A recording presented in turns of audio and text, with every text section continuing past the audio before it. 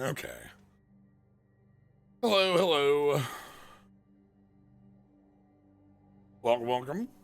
It's Monday, and time for some more magic. Hope you're all having a good one. We're going to be continuing to take a look at doing some Lorwyn Limited, though with this week...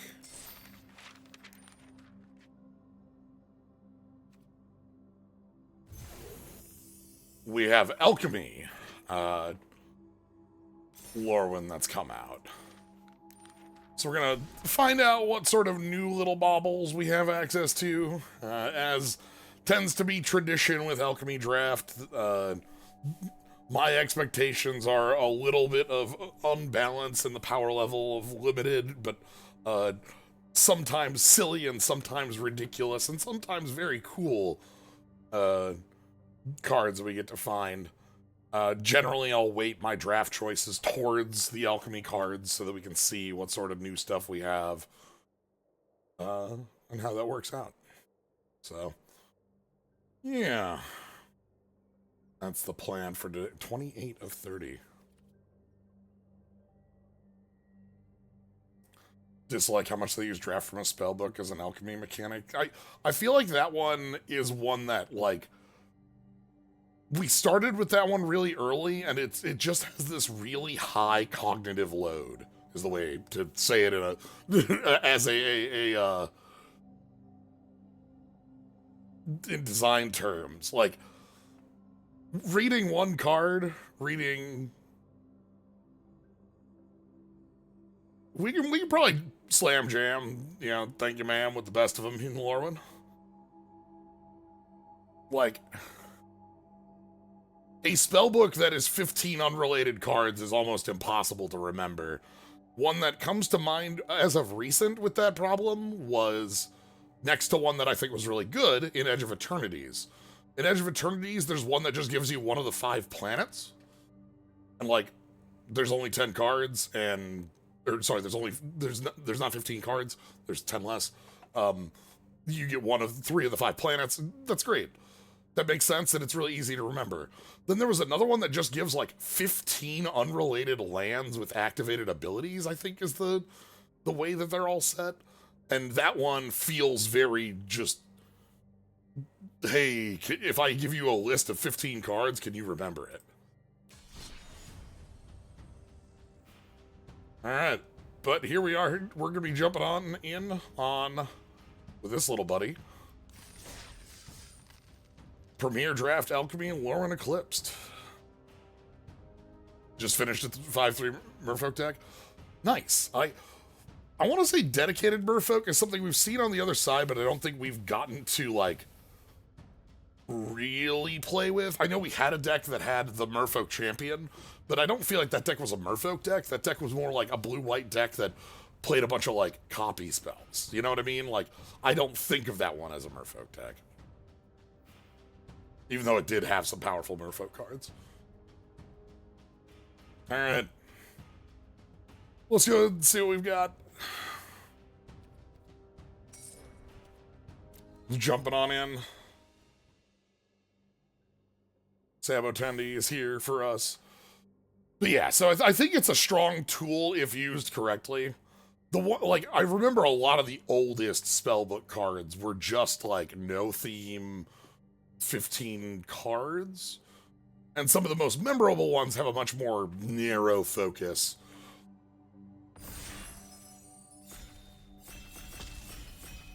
So we'll see what sort of things we have in here. Eridu and Curious Colossus. Ooh, those are some biggies. Let's see what we're playing with today. Alright, so our alchemy card is Thoughtwif's Call. Seek a Kithkin, exile it if it's in your hand still.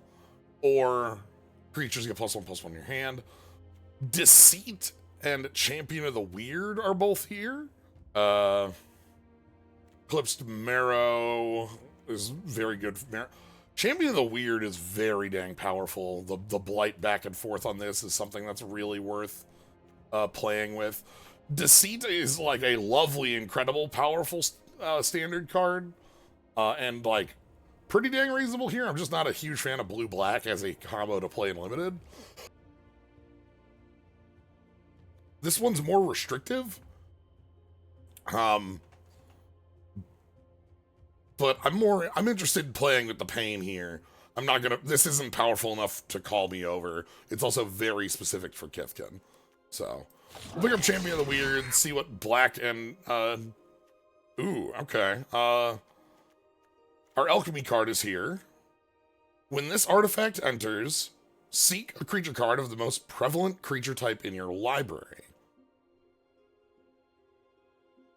Add 1 mana of any color, cast this only to cast a creature spell. There are some pretty powerful alchemy fairies. That's a good point. I haven't, like, fully stocked on what exists in here. It costs 3. That's pretty interesting. Rhymekin Recluse is a card I think is incredibly powerful. I know I just passed up on Deceit, which blue-black, but it's still a card I'm interested in. Sky Skimmer. There's not any goblin-esque cards in here to orient towards.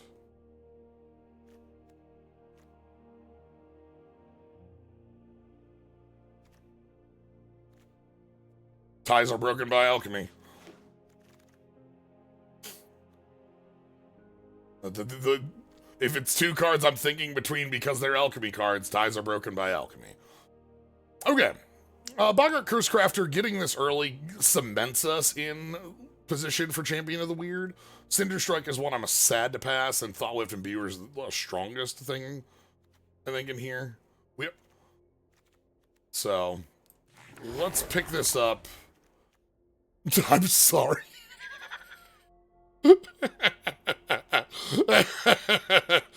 Helix Pinnacle from Eventide, reprint in here on the bonus sheet.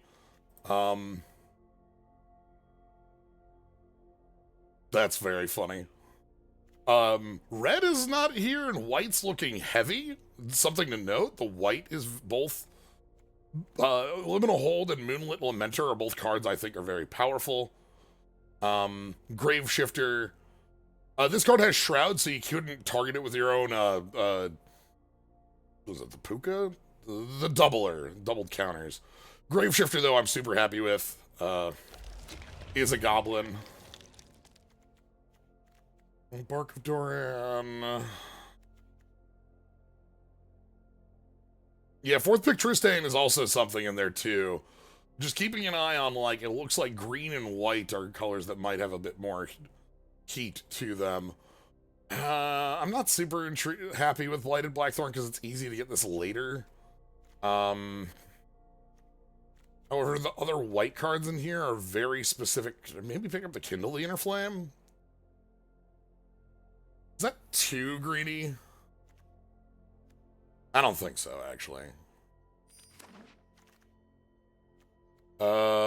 Mischievous Changeling, another Adherence Heirloom. Requiting Hex. Well, Kindle the Inner Flame works with all creatures we have right now in a very strong manner. Copying Cursecrafter, copying Champion, and copying Graveshifter are all really good things to do. I'm just gonna grab myself Tiny Removal. Black seems like the color we're cemented in. Let's keep Bridget's command. Damn. Okay. I did say green and white were the two that looked the most open.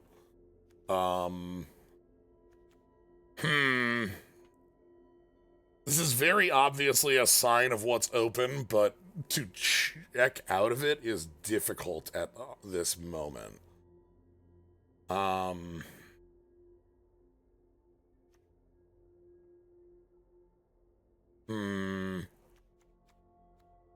gonna leave it be.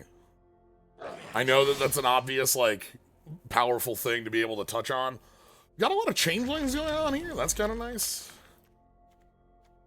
Chomping Changeling.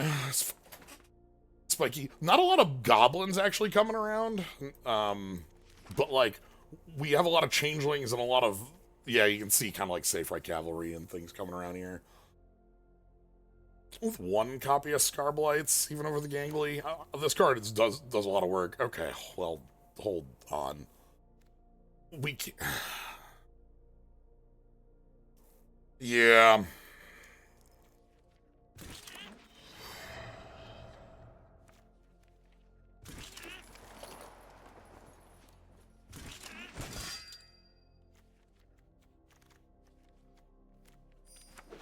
The open colors are very obvious.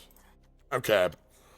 Coming back around round 2, this is a card I'm not a fan of at all. Lava Leaper is a card that generally I think gets you killed because you give your opponent the first use of it, and the first use is have like 10 mana and haste on all your creatures. If you can untap, that's very good. Boggart Mischief is kind of obvious on like the continuing on this plan, which I want to do. Putrid Hexhag is also really good on this plan. Putrid Hexhag being an 0/5 gives it a huge defensive wall, and also like extra pings from using it as your blight target. You get to give your opponent creatures damage text when they die. Obviously, Blight Rod is strong here. I don't care about this crown. Winnowing. Elder Auntie. Craterous Stomp. Hold on. Craterous Stomp deals 3 damage to a creature an opponent controls. Each other creature that player controls becomes a coward in addition to its other type and gains. Cowards can't block giants or warriors. This is just a lightning strike for, you know, it only hits creatures, but it is a giant. That's fine removal to have available to us, and probably better than an Elder Auntie in my mind. Elder Auntie Sentence Kindling, the Inner Flame, all are real. I think we're a little light on removal, so I'm going to pick that up. Meek Attack is not something I think we can take advantage of. This is a constructed card for putting, like, that Devour 3 creature into play. Eats all your lands, or, like, Master of Cruelties. Grab myself an Elder Auntie. Torchmaster's also better than it looks, in my mind. The way it gives off haste is easier. Preponderant Pearl. Ponder was a card from Lorwyn. And this makes a Flooded Strand, so it's like a filter spell plus a ramp spell if you're in the Merfolk deck. Also is a Merfolk. Another copy of Tristane. Okay, this is looking a lot better. Tweez, Cinderstrike, Iron Shield, Elf. Elvish Elegy is in here as the alchemy card. Mill 3, +1/+1 your grave, and then pick up an elf or land from what you milled. There's a lot of recursion in those colors, so. I think I believe in Cinderstrike over Tweez, though Tweez can go Dome. I think I value the cheapness over the Dome, even though, like, it's still... What are you? When this enchantment enters, all non-elemental instant or sorceries you own become elementals. When you cast an elemental spell, put a flame counter on this. If there are 3 or more... Put a flame... What in the hell is going on here? When you cast an elemental... This is a storm outlet. It makes a hasted flame braider as like a mana ritual every 3 spells. I'm sorry, 10 to the kiln. I want to pick up. This is just way too straightforward of a card for us. That's extremely doing storm count. Yeah. Yeah. Well, I'm feeling our creature count right now. I'm gonna grab Gangly Stompy, even though I want lower creature count stuff. Maybe it's Blackthorn. Employed Entrance, Scarblades, Malice. Oh, I'll take a Gristle Glutton. This is good. This is a recurring blight source, so we can go ahead and also the card filter on this matters a lot. Goat Nap, Feed the Flames, Crib Swap.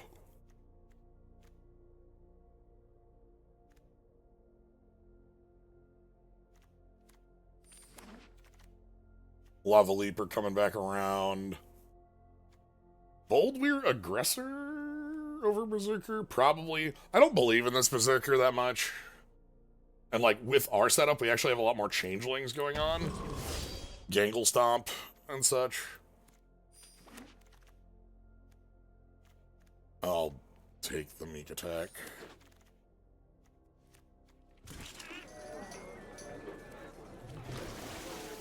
Alright, so red was a lot more open than black there. And now, so our pack 3, whenever a creature card is put from hand in your library that counts draws, give it plus X plus O, where that's number of colors, minimum 2. Dawnhand Dissident, though, is actually a really strong outlet for the blight we can make use of.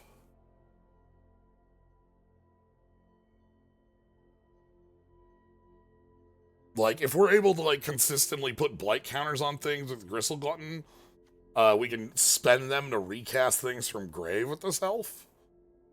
I'd love to get something like that Kolrath Zealot. Ooh, okay. Well, another nice goblin. This is something that's really nice to recur. It's also just like a discard that can hit real cards if you have enough goblins around. Steals instants and sorceries. Current curriculum. First Merfolk spell you cast as Convoke. If you have 2 tap creatures, make a Stony Brook Schoolmaster. Original, again, Lorwyn block. Very nice one. That was a good... Bree?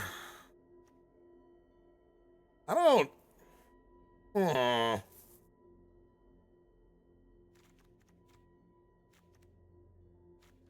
I get away with Bree over Tweez?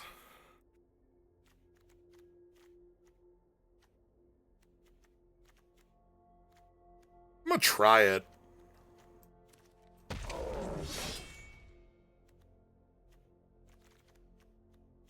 Tweez would be the pick there, and I'm not feeling hard up on removal of that type between Crater Stomp, Cinder Strike, and Seer. Those aren't the type of removal spells that I'm looking for. Perennial Grave Warden, +1/+1 perpetually. Okay, so it's a 2/2. If a creature died and a creature entered, this comes back into... Oh, that's terrifying. Okay. Damn. So if a creature died and a creature came into play, it comes back. And it always gets +1/+1 on the return. And you can kind of see some openness. I'm going to pick up this Changing Wayfinder specifically because of wanting to be able to fit Bree into the deck. That gives us another way to get... Ooh, hey, I love Explosive Prodigy. We're hard up for small goblins.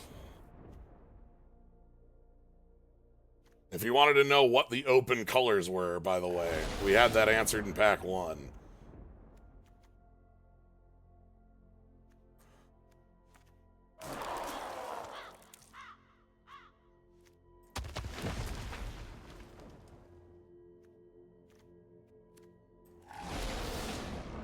White is very clearly our open direction. Okay. I feel like we're at a not full... Like, I wish we had one of those O5s. I know we had a shot at one that we shifted over earlier. I feel like Boldmere Aggressor does some stuff in here with the changelings that we have, which is nice. Handing Gangly Stompling Double Strike, for instance, is real. Yeah, I feel like we're like halfway to, like, you know... Yeah, passing up... Specifically, our one of Boggart Mischief is, I think, more important than the pile of 1/1 token liker.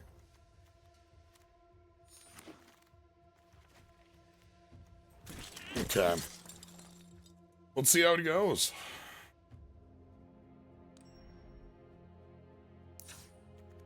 This one is not taking terrible advantage of our alchemy, which is not always not where I want to be when we're doing alchemy stuff, because like our opponents are going to be taking advantage of alchemy things.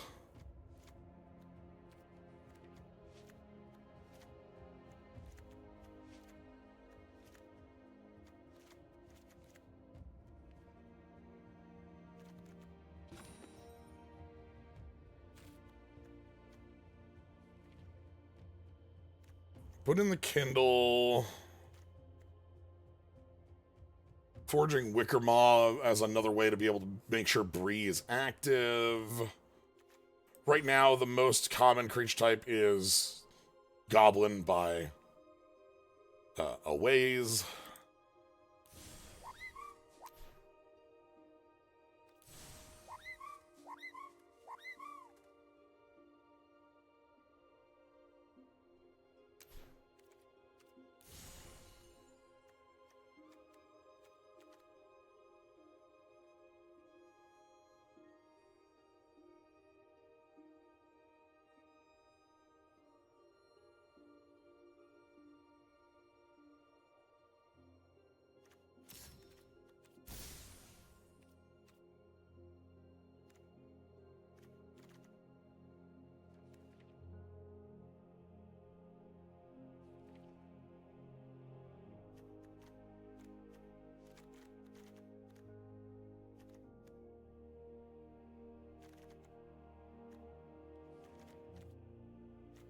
Sorry, elemental count 2 plus shapeshifters. That's not.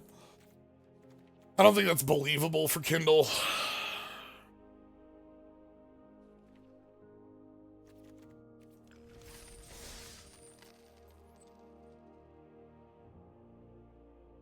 Let's see where this leads.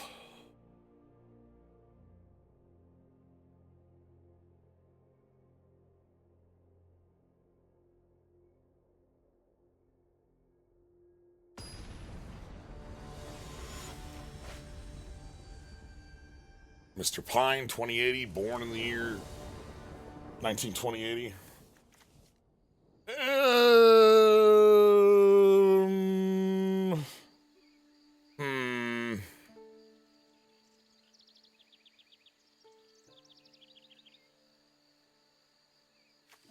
I don't want to be off a main color. Okay. This looks better. Throw back a swamp. Not happy to be down the card, but I will accept being down the card. Gristle Glutton can get us quality.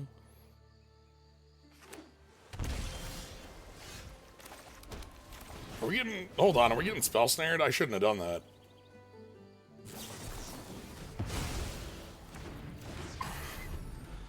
That's fine. That was basic. I'd rather have that on that than on Seer. Honest to go, boy.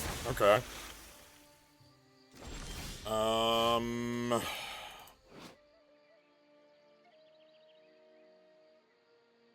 This is actually fine. I'm okay playing a board because, like, this flips and gives protection on the flip, and that's like half their mana on a thing they're already like doing.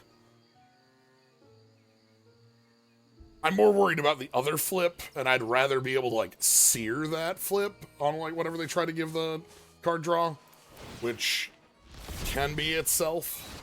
So like the idea of like take this two, and then we sear it when it comes back in.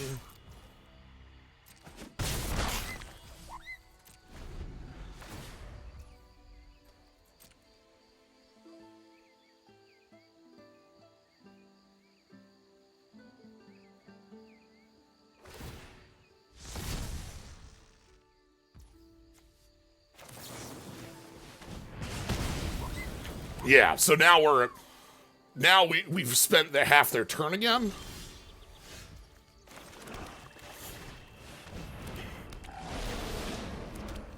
I'm gonna play this for the Surveil one because we want to be aggressive here. Our opponents missed land drops. We need to take advantage because we're empty-handed. If we aren't winning in the next 3 turns, we're never winning. But if they're not playing anything, they're never winning. Tungsten Ulster, thanks for the sub. Appreciate it. So they're on 12. We got 8 power. Surveilled away a land. We've got access to any colors we want. We also can basically play anything we draw. They're on discard? Oh, they're on basic land cycling. Yeah, they're on 2 lands. Swamp. Okay. Whoa. Hello? Okay.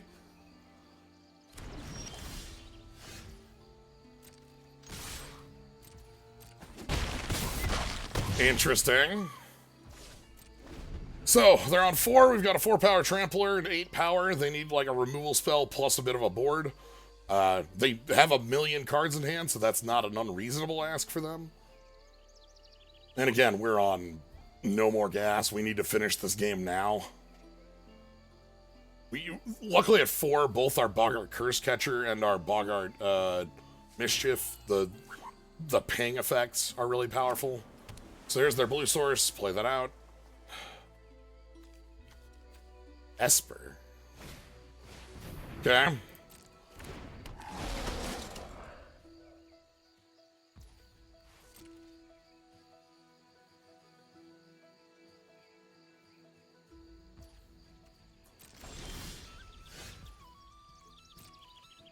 I think they have a copy of Destroy Target Attacking or Blocking Creature.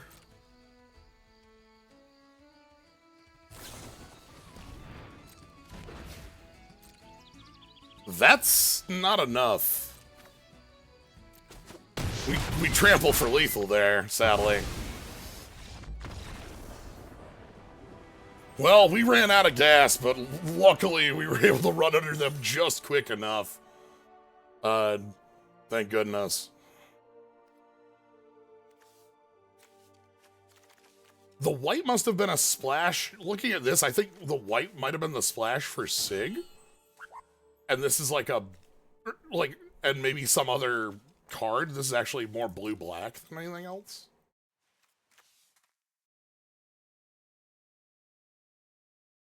Okay. What's that achievement? Cast 250 goblins. Can do.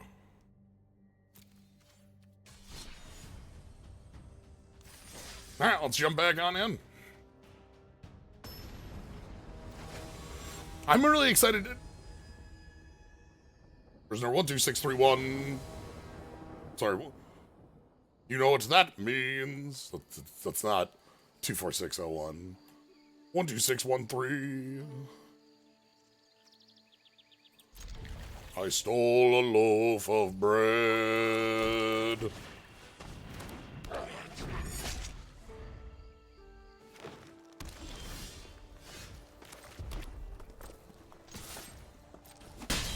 I'm gonna go aggressive here. Playing this out means it's most likely to get killed by removal, but I think that, like, this lets us push better. And we could just go ahead and play, Ooh, this is really good. So we can go ahead and play Hex and get you out of here. Wicker Moss or Veil 1. I'll keep the planes.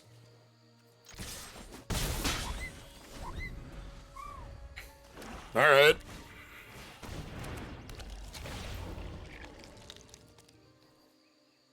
Jajver.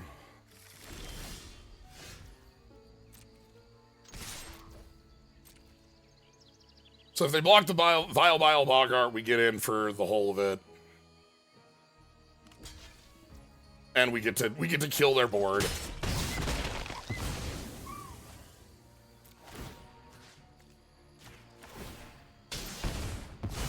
And most importantly, Bree, help us out. So Bree hands off Flying Lifelink on activation, and then just go, if we gained life on the turn, goes till we hit a card.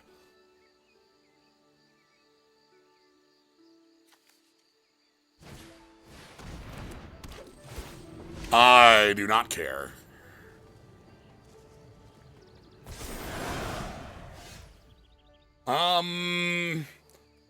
So here's the question.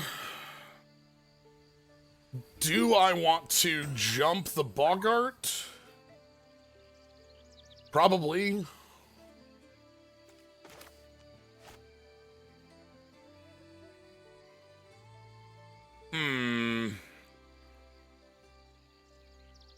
Alternately, I can attack and trade, but, like, having Bree in play gives us...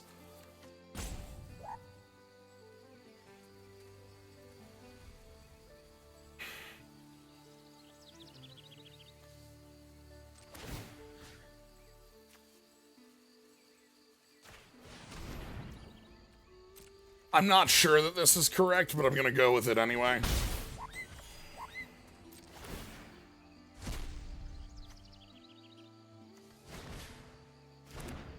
That's an incredible card against the High Prefect. Perfect. It lets us remove blighted counters to cast creatures from our grave.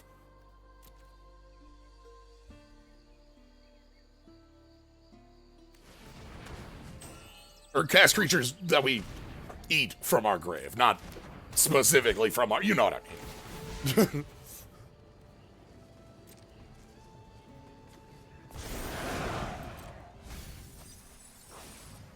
Do not forget my name. Sure.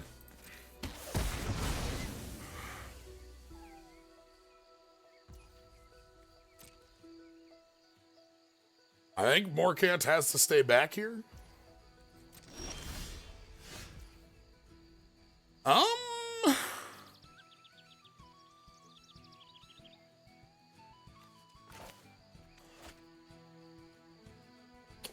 I think I'm not activating Bree this turn. Instead, we want to kill Morkant?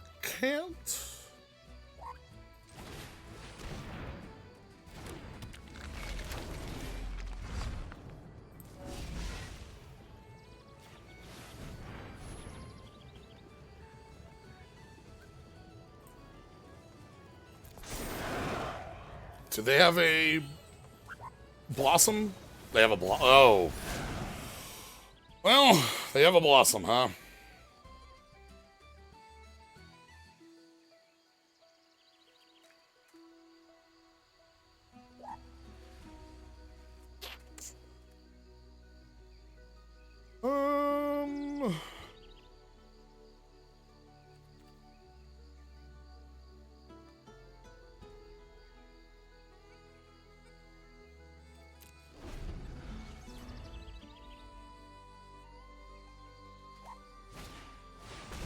Yeah, and the only thing you ever splash blue for in those colors.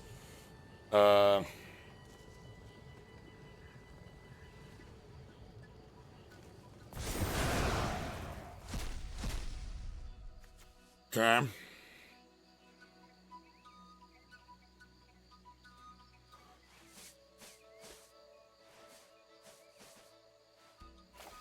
It's always Marlette in these decks. Okay.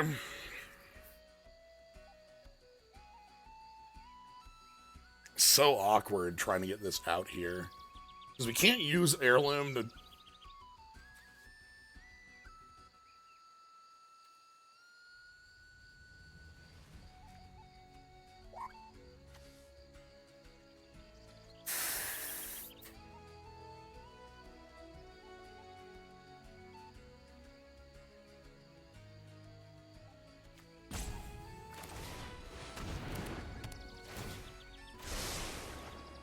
Okay. That's a draw I'm happy with. And it gets the Heirloom out. So yeah, the thing I was saying is that we can't use Bree, off of... Okay, there's another elf.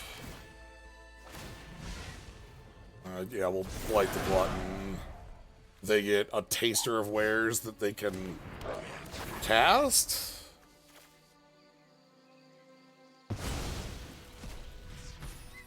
Number of elves and fairies you control. Okay, 1, 2, 3, 4, 5, so we're... Oh, no! This is the end of the game. Not on the 4-4? Okay, maybe that's not as end of the game as I thought. It's not good.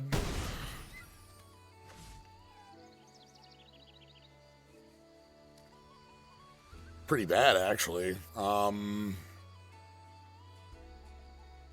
So they've got the ability to tap 3 and proliferate. Which would kill my Changeling, but the Changeling eats a card back. Okay.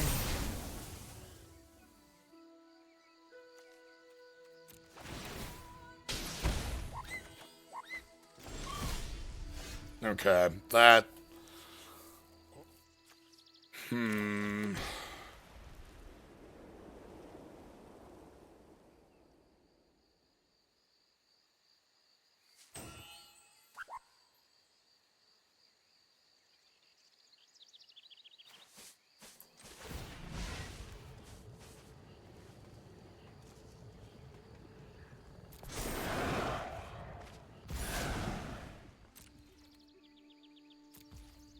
That extremely isn't it.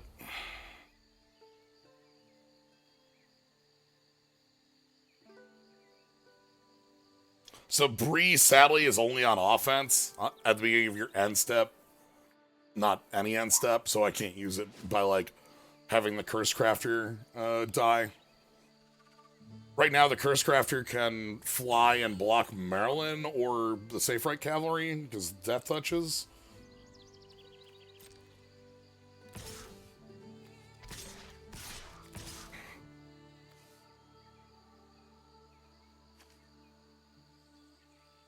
But I can't block the Scout doing this. I think that's okay.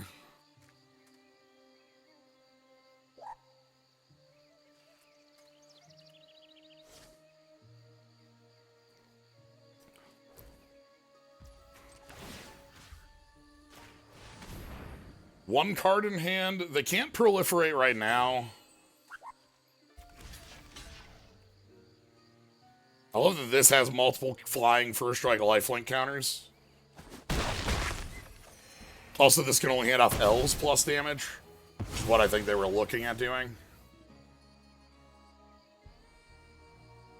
So I'm set. Losing the Gristle here is bad.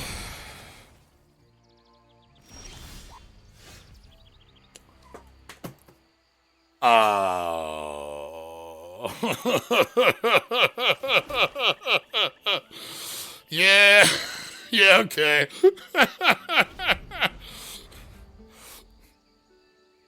They just finally proliferated the final body off the board there.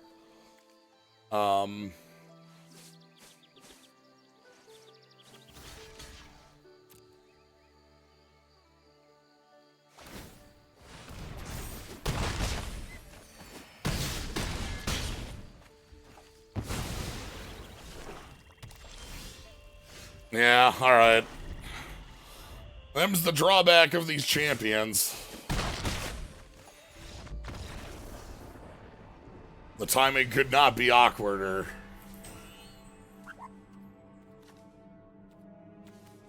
I think... Did I need to be more aggressive with, like, our mana generation rather than trying to use Bree there? Or, like, attacking in when they had the high perfect? Maybe. That, like, trading Bree for high perfect might have been the place to change things up. Though, the combination of that and Maryland is pretty big. Let's move to the next one. Walker of the Plain. I don't like the speed of it, but I like the colors, and I like the champion, and I like the pieces. We gotta lead with in case we draw a Curse Haver. Uh-oh. This thing gets out of control very quickly. What's I got? Ward 2? Ugh.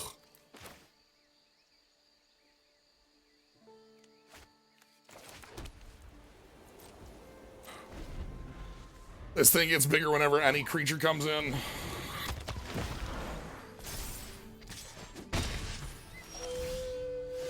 Probably worth the kill right here.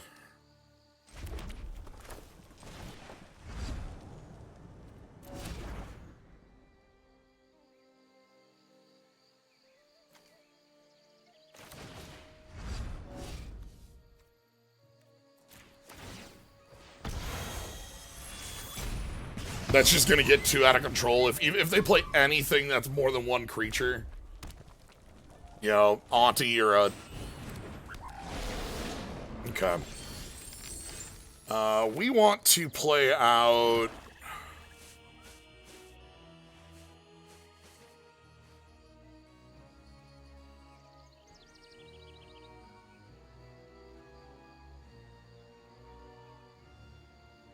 Champion of the Weird?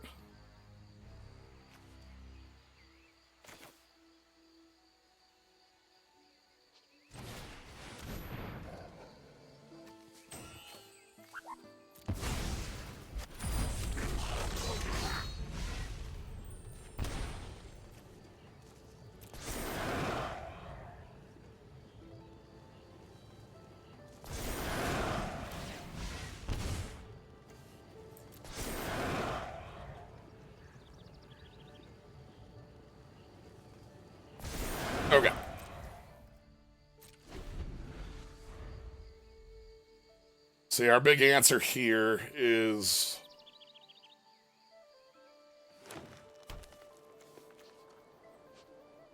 Boldweir Aggressor is actually going to be pretty... Oh, no, that's... Okay.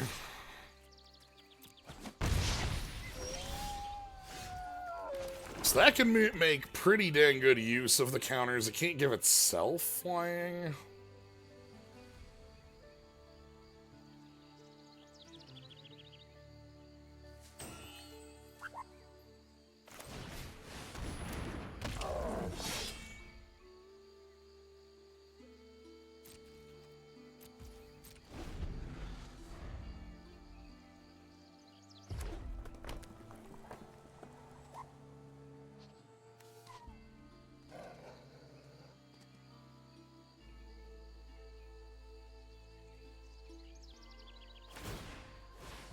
Okay.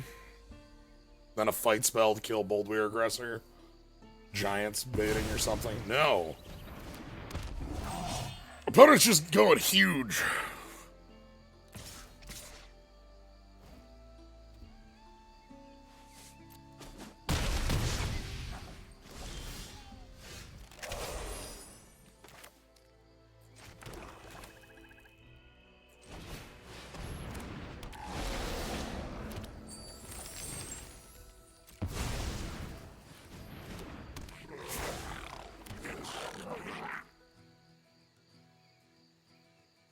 I don't have the life for this.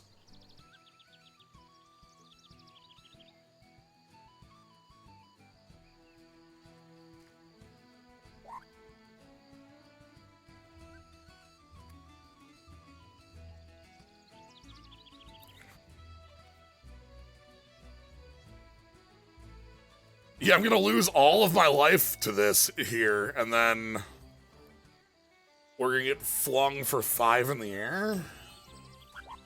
That's bad.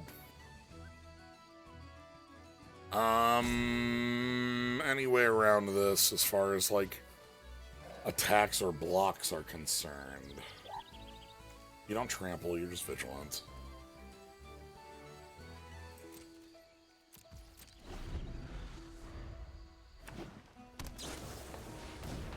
Okay, Midnight Tilling. Pick up a Trampler,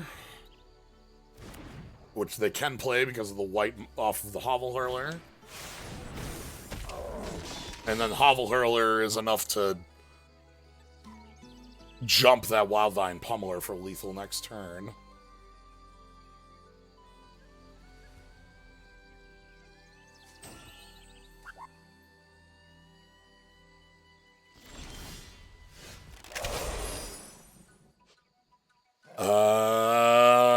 Huh.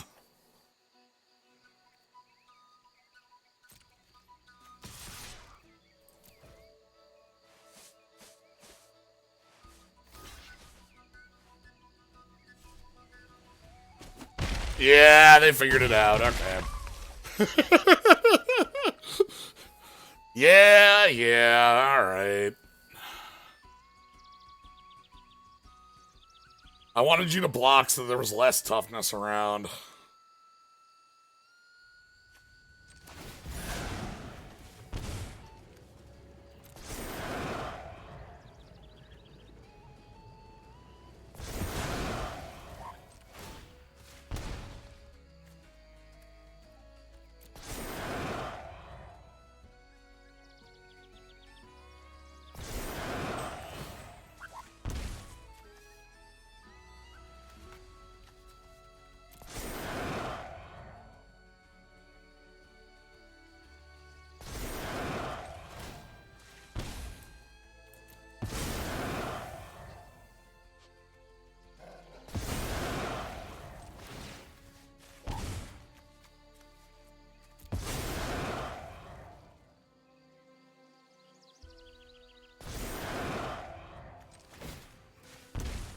Only one way to go out of this one.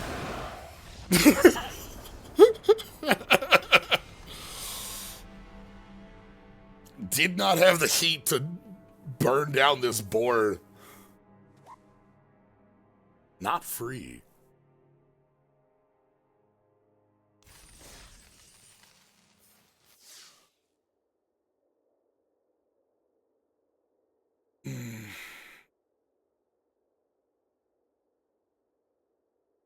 keeping that as a 5/5 on the turn 4 might have been the best line then. Underestimating the amount of aggression the opponent was going to be throwing over our head once we got established.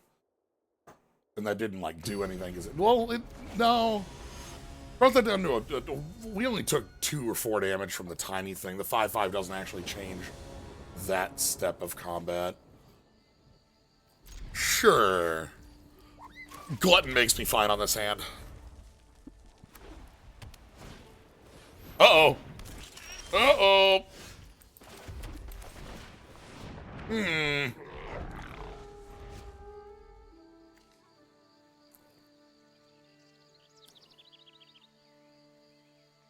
Yeah, okay. At least it's not getting over the glutton. So... Island? Okay.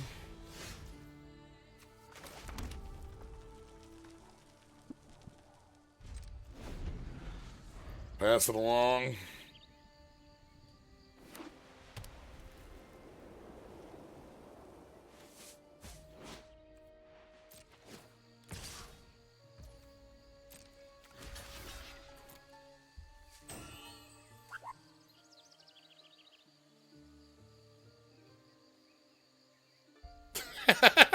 Call the bluff. Do I have it?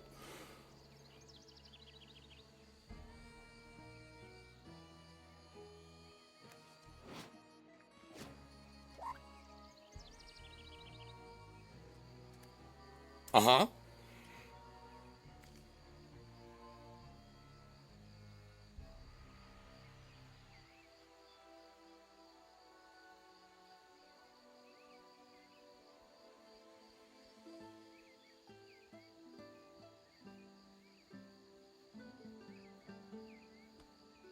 Yes?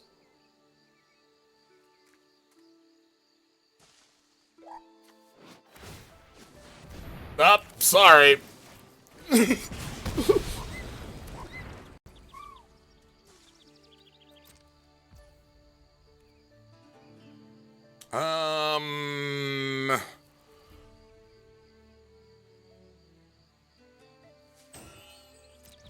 Do I want to be... No, I don't.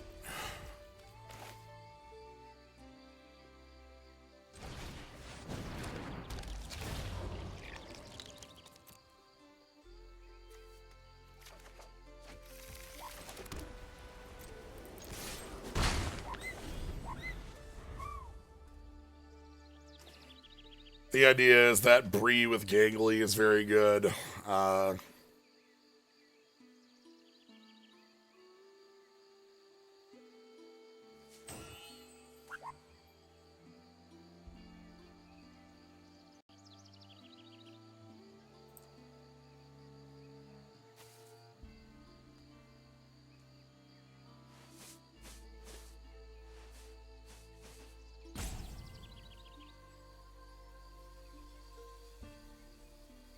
We called the bluff. They called the bluff. We had it.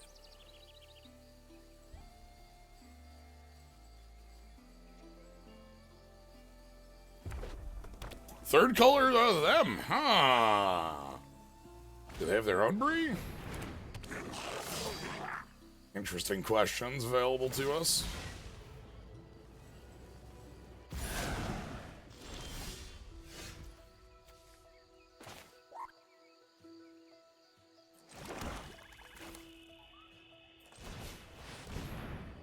Let's get Bree down, and then, like, we can throw a Changeling Wayfinder on the follow-up turn next. Because, like, a Changeling Wayfinder hitting for 1 triggers this for the card draw at the minimum. Huh. Okay, remove all counters. And then this interesting, we've got a combo going. Intriguing.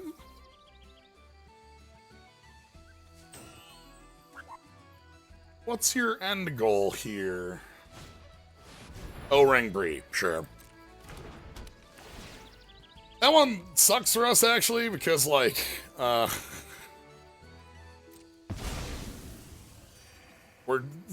love to be able to get Bree back, but we're just kind of not.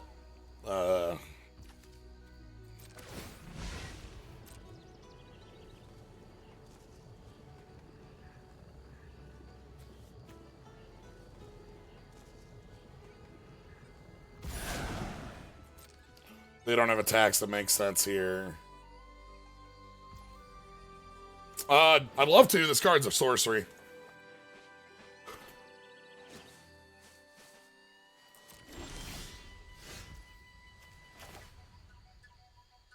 You're not wrong.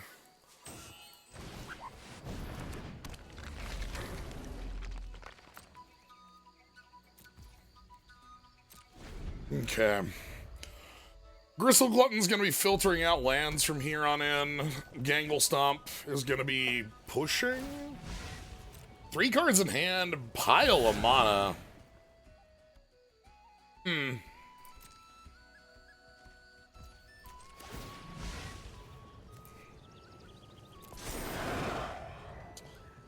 They have a lot of tricks available.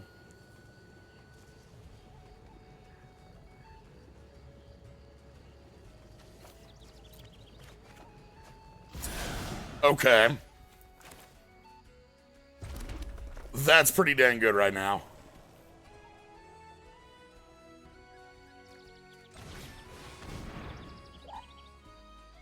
I'm gonna behold the Grave Shifter.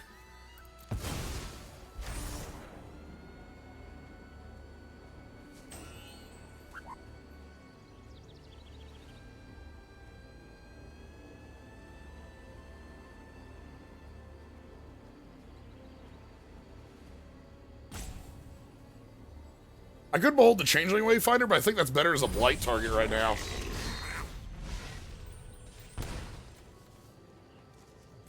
And, like, this is insurance if the champion dies. We can loop. Oh my god, we can loop. Oh, wait, that's rude. Oh,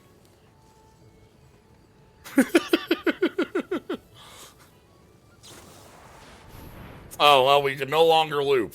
Well...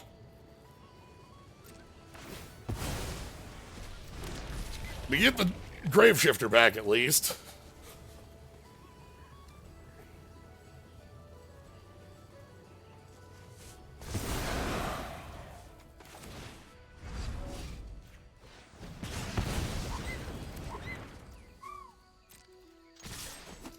The idea behind shocking there is that I don't want to leave this ability up.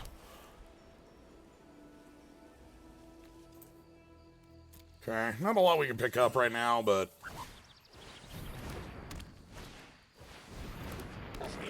Gristle empty-handed? Sure.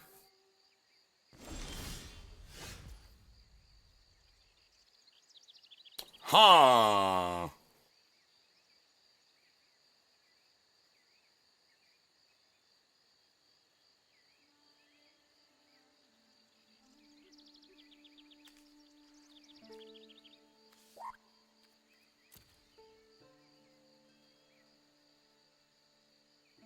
I think I'm attacking?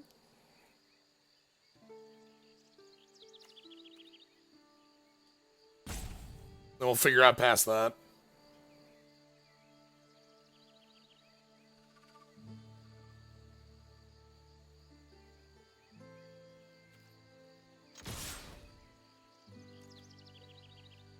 So they can kill the 1/1, but then Explosive Prodigy does 2 damage. And even if they use the Blight, they're still, you know...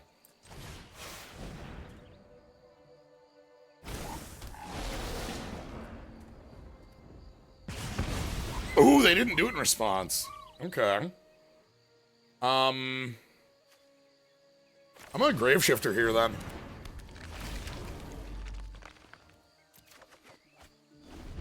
We're just gonna push. Empty-handed.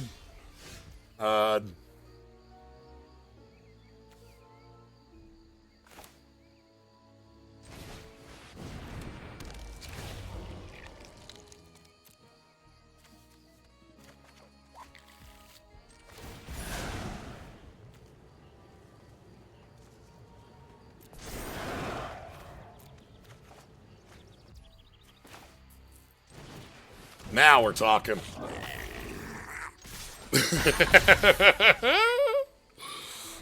Check it out. Now we got goblins all over the place for Curse Crafter.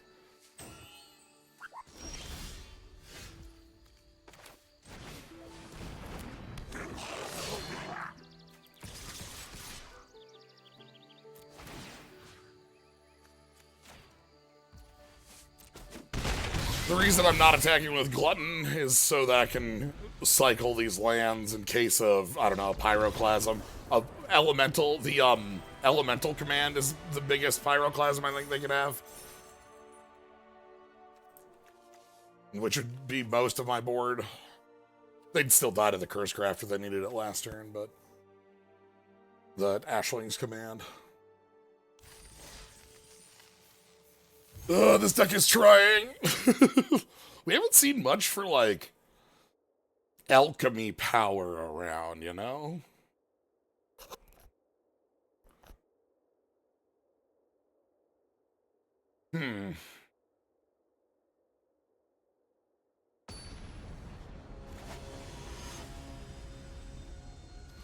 Like, our opponent hasn't just, like, killed us with the power of some nasty... I'll keep. Damn. Damn. Damn. Damn. Damn. Damn.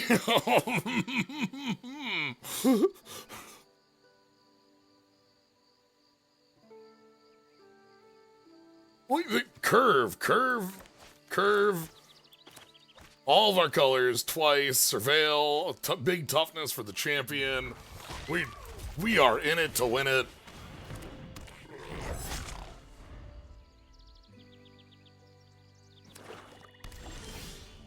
I feel like the alchemy stuff is a lot more brawl-centric.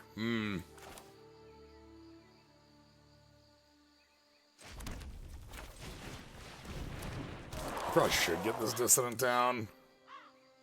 Alright. That'll let me get the Dissonant down with a removal spell next turn.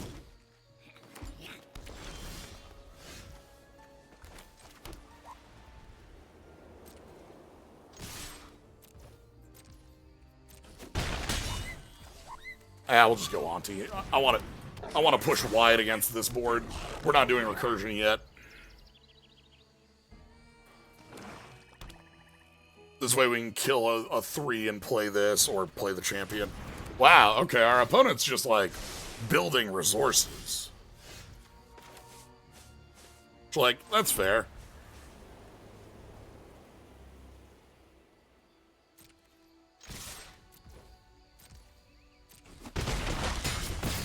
I'm gonna go Dawnhand Dissonant, and I'm gonna pass the turn, leaving up Crater of Stomp.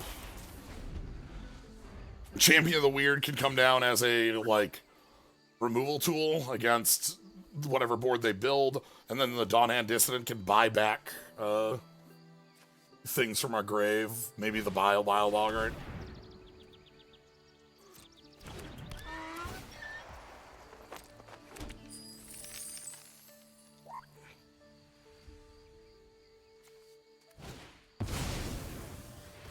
Okay, that's really funny. Huh.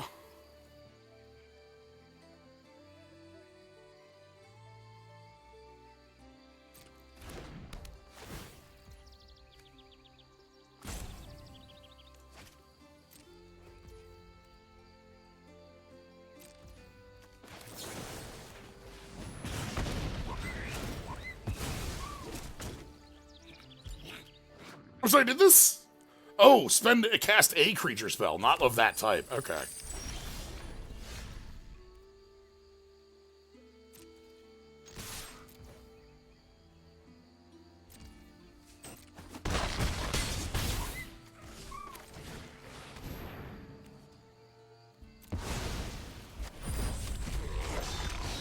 Alright. I had thought that it, like, matched the creature type, but it does not.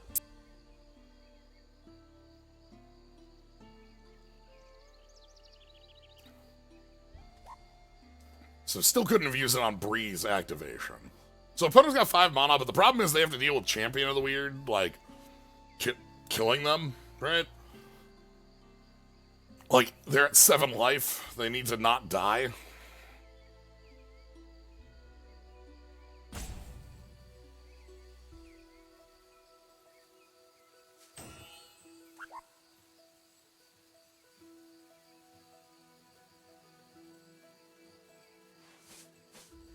And the champion, like, just being able to put counters on Wicker Forger.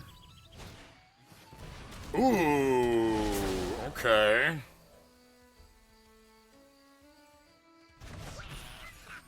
You must have an answer to champion then, right?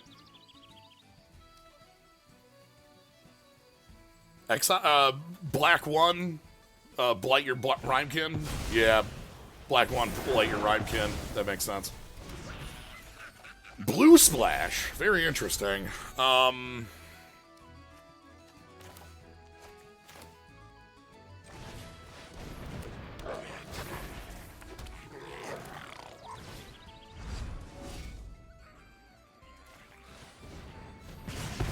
shock you out of the way. Hit our opponent to 5 and pass. They've got 4 mana still. Problem now is that 5 damage is not happening. They're going to be able to play something to push it through it.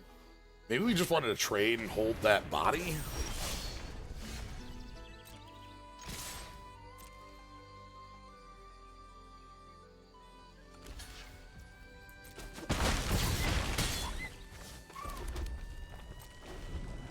Go to 1. Do you have it? 5th land. Does Marlin have it? It's all in, do we get a free buddy off of Marlin? 2 lands, no dice. Sorry, all I've got today are land. That's it. My curse is your curse too.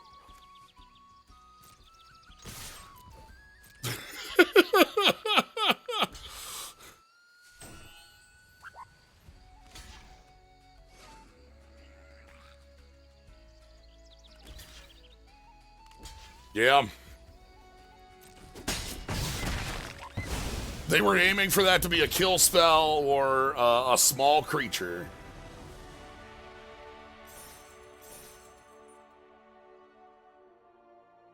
Yeah, I'm sorry. You wanted our name?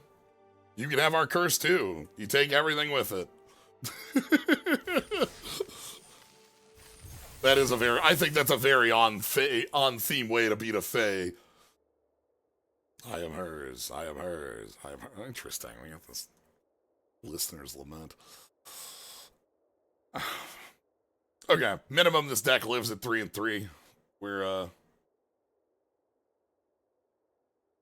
rolling there pretty nicely.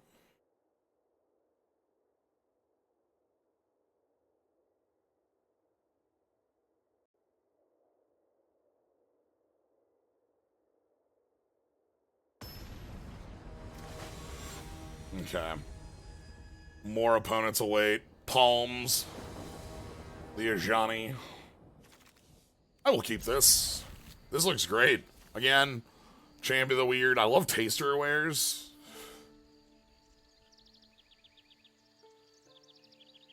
Luck Ghost tried to steal Donald Duck's luck. Well, that's a decision one can make. Matching joke those. Okay, put it on the mulligan. Obviously, we're not doing anything with that Prodigy, but it does do 2 damage on play, thanks to the Vile Boggart.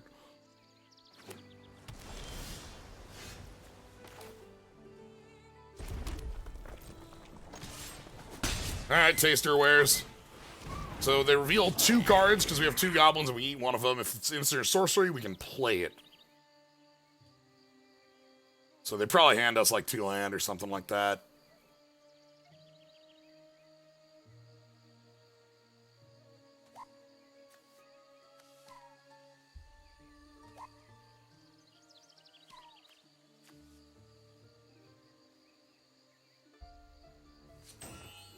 Huh.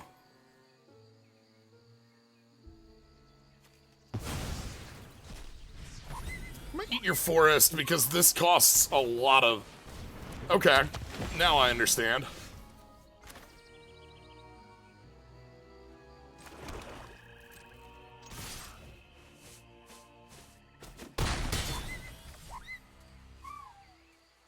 I did not pre-combat the Boggart Prankster because I wanted to be able to champion if...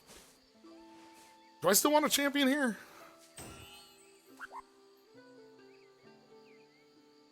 I don't know.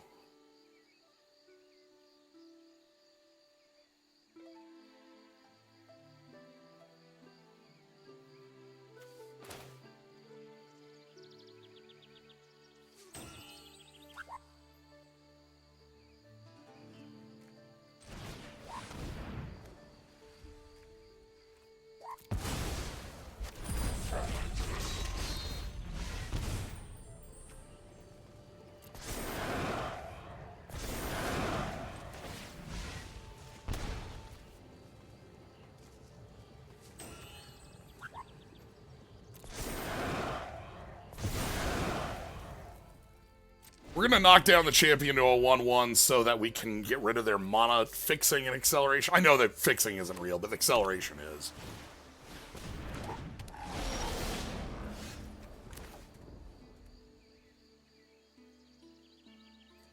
Well, this one's actually straightforward.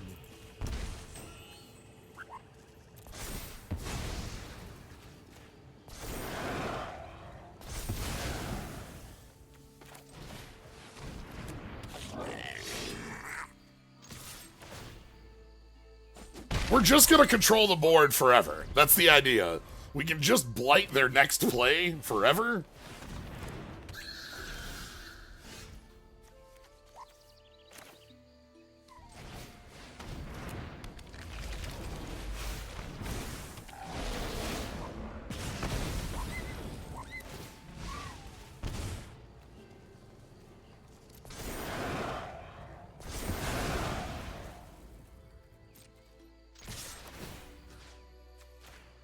We also, if they leave themselves with one card left, or even like, if they kill this, we get back our taster awares to snipe the hand away.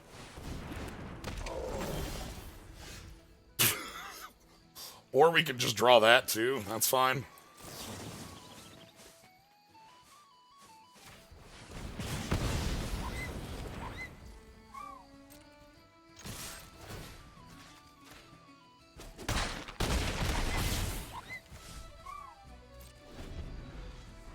This is, I think, how the deck, like, wanted to be drawn up, in my mind.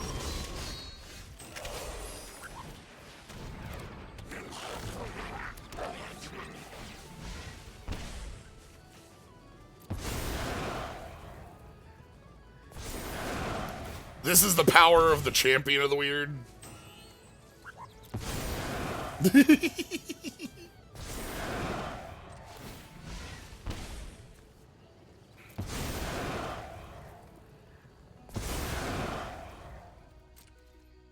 Well, thank you, champion of the weird.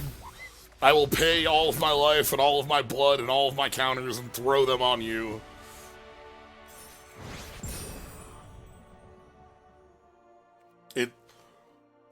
It snowballs so hard in that sense.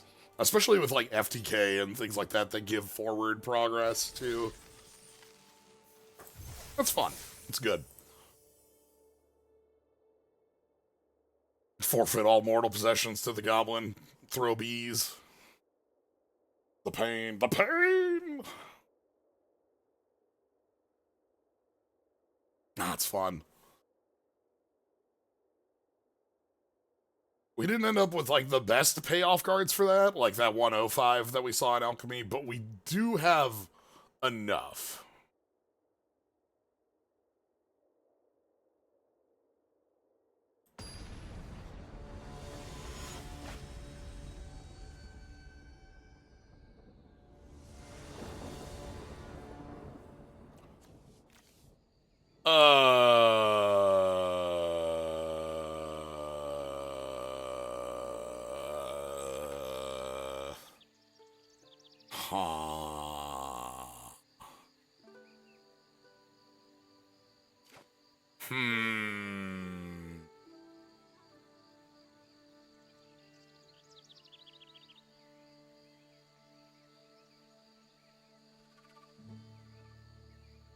This one's not great.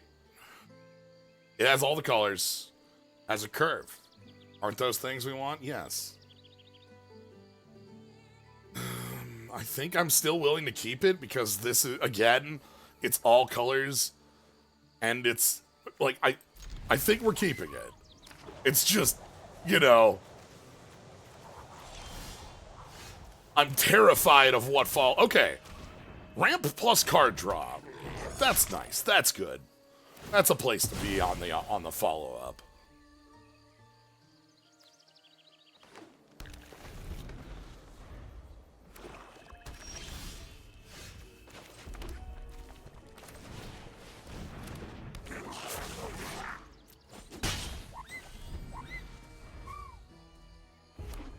We do have ways of discarding. Sure, we're gonna sear that.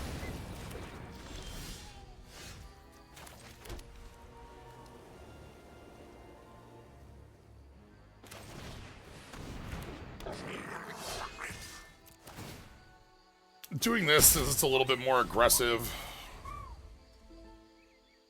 Forces our opponent to be a little bit more defensive because there's now 3 power in play.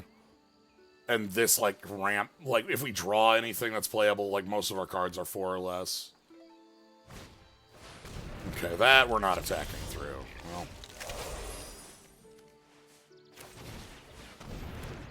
Champion? You know? We need a hero. We are holding out for a hero. And damn it if we ain't found one. Hello, Gristle Glutton. How are you doing? Thank you for being here. So happy to see you. There are no problems whatsoever when Gristle Glutton is here for you in these trying times. Okay. They have their own 3-man artifact. That's all things. Shapeshifter. Don't you dare. No, you can't identify that that's the threat. It's a 1/3. It's the prankster's the killer man here. Okay, alright, alright.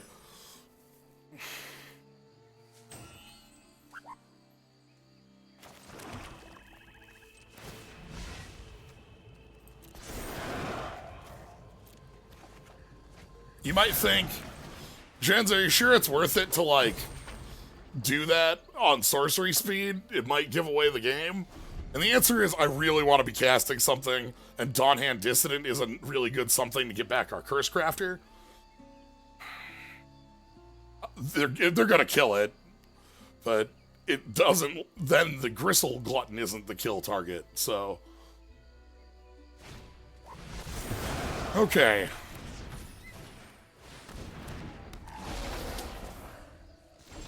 That isn't the correct order of operations.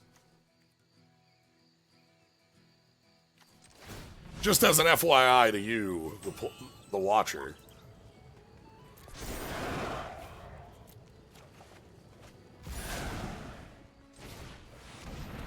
That was a spell. I guess, like... No, this one's still small. Never mind, this one isn't discounted plus. I still don't think that's the right order of operations because I think this thing wants to be bigger. But perhaps they value this rhyme speaker's toughness more.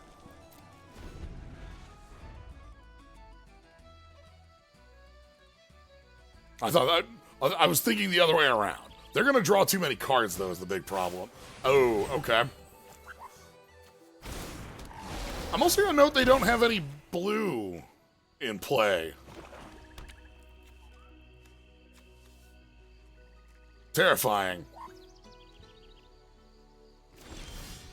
Gristle Glutton, you gotta, how to save a life, my friend. My friend. Okay.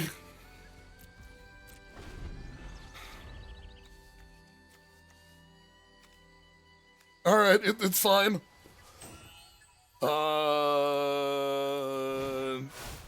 Okay. Now this is the discount side.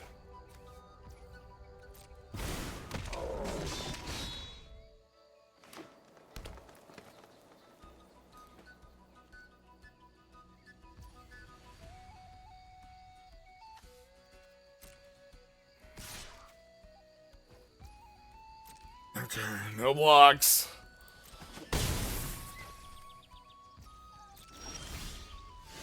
I need a hero.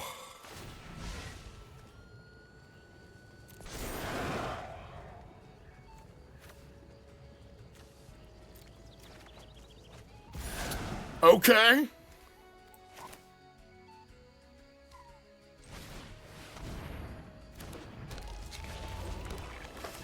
All right. Heroes have arrived.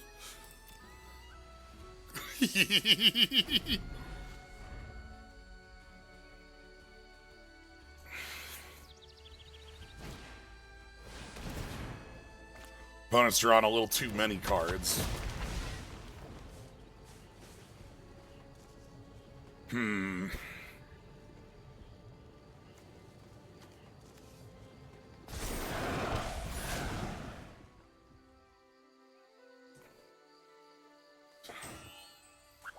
As long as Boldweir Aggressor lives, everything's fine.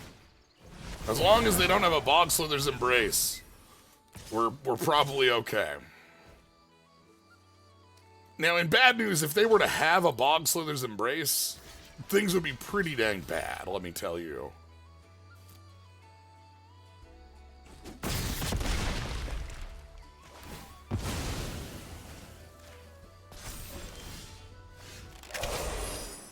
Okay.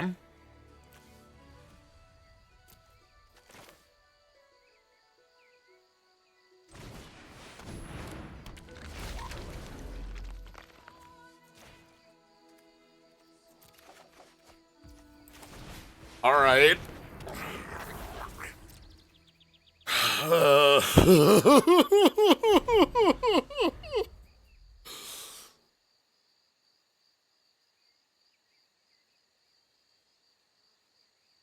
There's a lot of fighting for our life out here.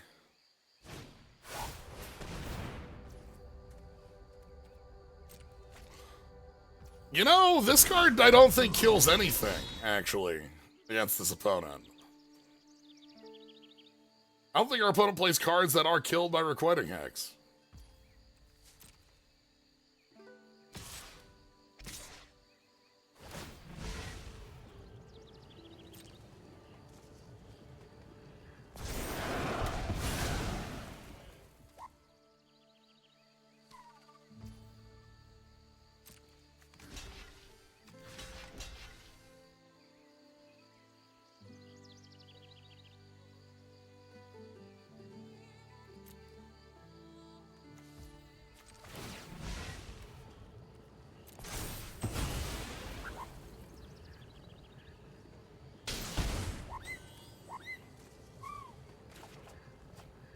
Okay. Yep. Go to 3.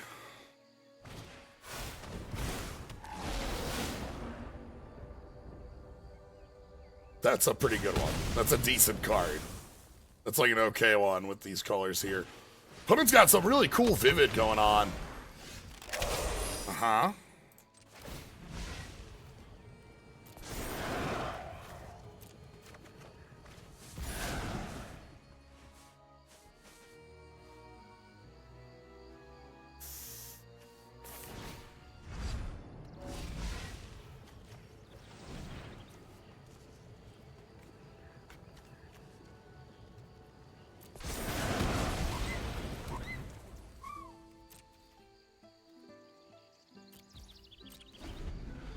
Sadly, I think the Rhyme Speaker advantage plus the large bodies is enough to kick this one in and end our goblin times today.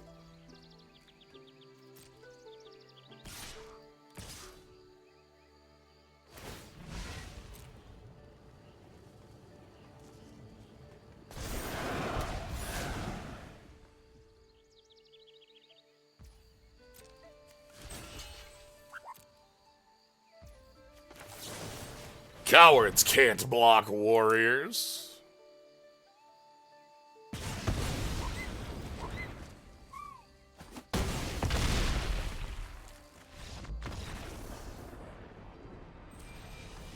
Okay, 4 and 3 with that one. I think we could have had a little bit stronger usage of the champion thinking about some of those early games, but I'm happy with where this one's sped into.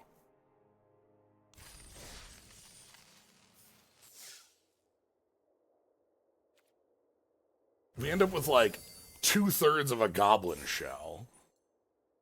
Okay.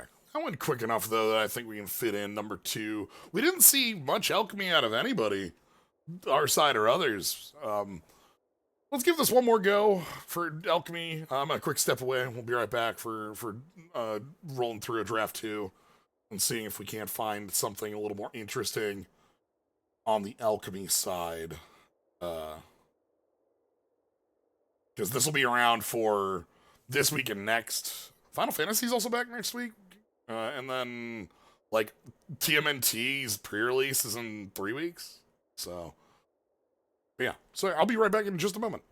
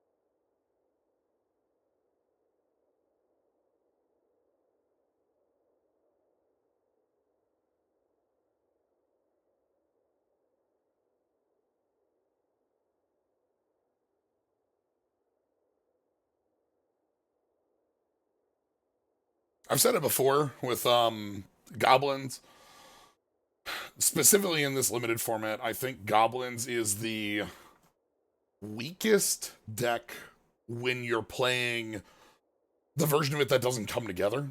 Like, if you're playing Kithkins or elves and it's like, oh, you didn't get like a lot of the creature type payoffs, you didn't get powerful stuff, you still have like mildly powerful aggressive creatures, bigger bodies, and like maybe some recursion or removal.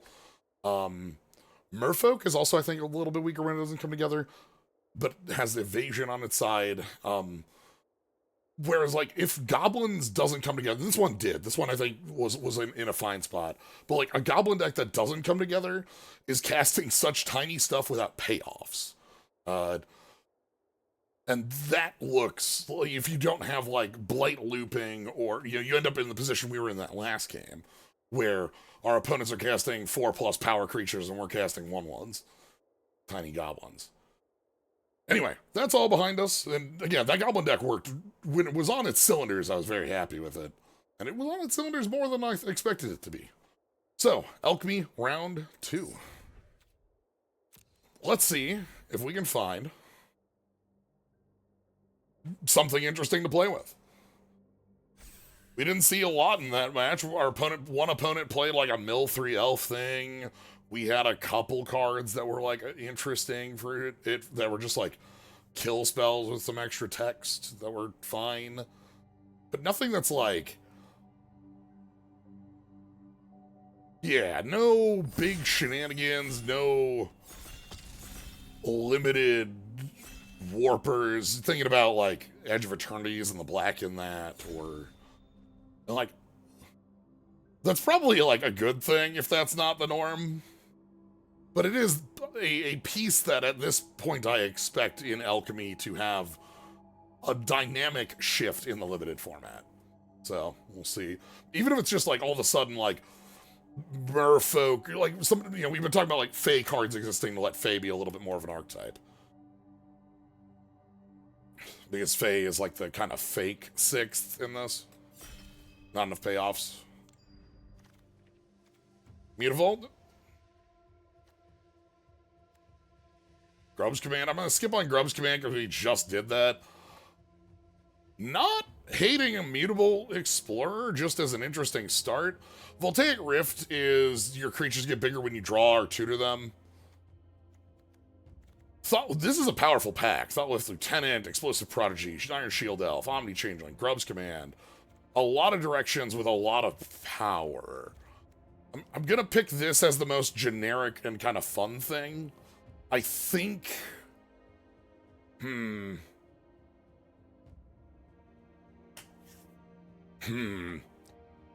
Iron Shield Elf and Explosive Prodigy. Explosive Prodigy is a card I love. I think that card's incredible. Any sort of FTK.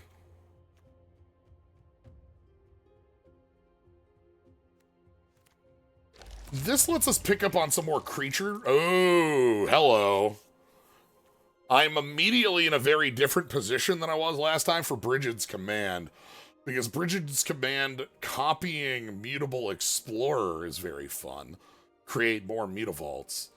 It's also early enough that we can move in on that. I know we passed the Thoughtless Lieutenant, but we also passed, like, 5 other cards that are at high ranking. I don't feel too bad about, like, what might be on our left. Thoughtless Call is interesting, but not, like... Oh, Margaret Organ Keen art on this one, too. Look at this thing. Look at the skies and the... This is actually a really cool one. Pull this one up a little closer. Wish I had more zoom. I talk about Master Duel having that, and that's one of my favorite features. Okay, Klashan.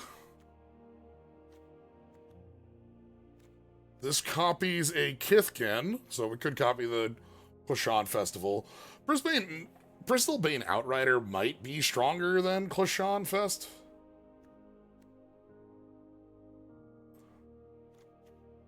Here's our alchemy card, by the way. Very cool one. When you cast this, your next spell that's 3 or less gets a double up. I believe in Bristlebane a little more.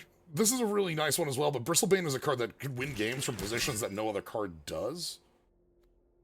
I don't know, Solitude looks good. No alchemy card in here. Power in here. We still have some decent black looking around. Spiral, Tweeze. Like, this is fine green. I like Spiral, though.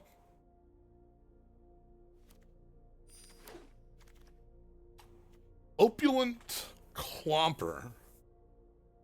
Opulent Clomper's power toughness is equal to the number of vivid you control. At the beginning of your upkeep, this creature isn't all colors. It becomes an additional color. Oh, that's the card on the draft art. You know what? Sure. This is a growing threat, right? This is like a 1/1 or a 2/2 that every turn gets +1/+1 until it gets 5/5. And it becomes a perfect Vivid enabler. Maybe something we can lean into. Regery, Noggle Robber. Regery, I think I like more than Noggle Robber, though Noggle Robber is actually pretty cool. Enters or dies, makes a treasure. I just like Regery a lot for being like a powerful snowball.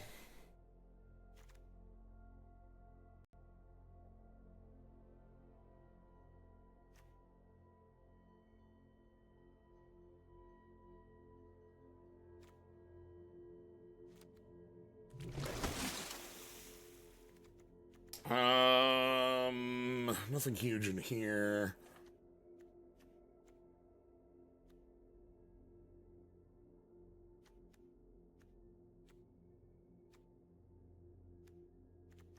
Pick a Gangle. I don't know. Liminal Hold? Okay. White's got some nice removal and pieces going on. Mist Meadow Council on the wheel. This is one of the cards I'm most happy with for a long term in a Kithkin deck. It's also one of the best things for Brigid's Command to be copying. So we want to have more Kithkin down at the low end. I love Luminolusk. It's very funny looking. I'll take a Down Guard. This is the card I think that's on the lowest end of where I want a Kithkin deck to be at. But it is a 4/4 pretty easily. Vaulter, Crossroads Watcher. I don't think that we're actually like a Vivid deck for this Pummeler, though we very easily could be. You know what? Let's grab that as like a speculative piece. If more of the... Like, I passed up a couple of the scarecrows, but we might be able to find one or two of those, and then...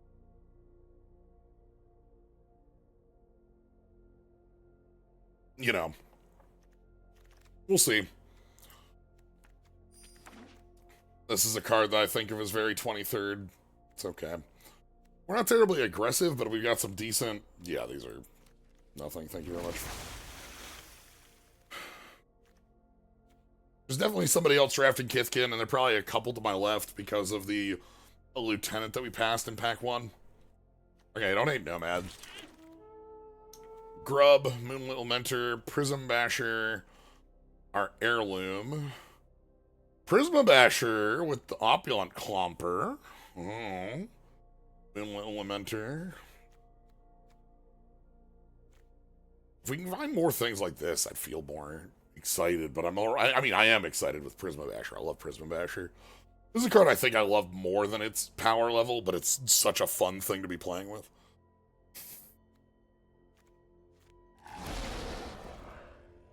Yo, Kinscare. Okay.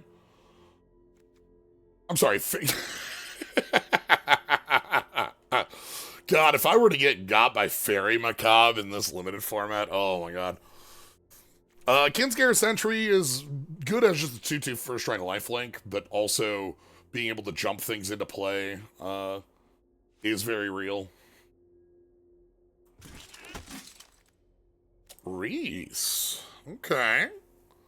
Reese is a good trick.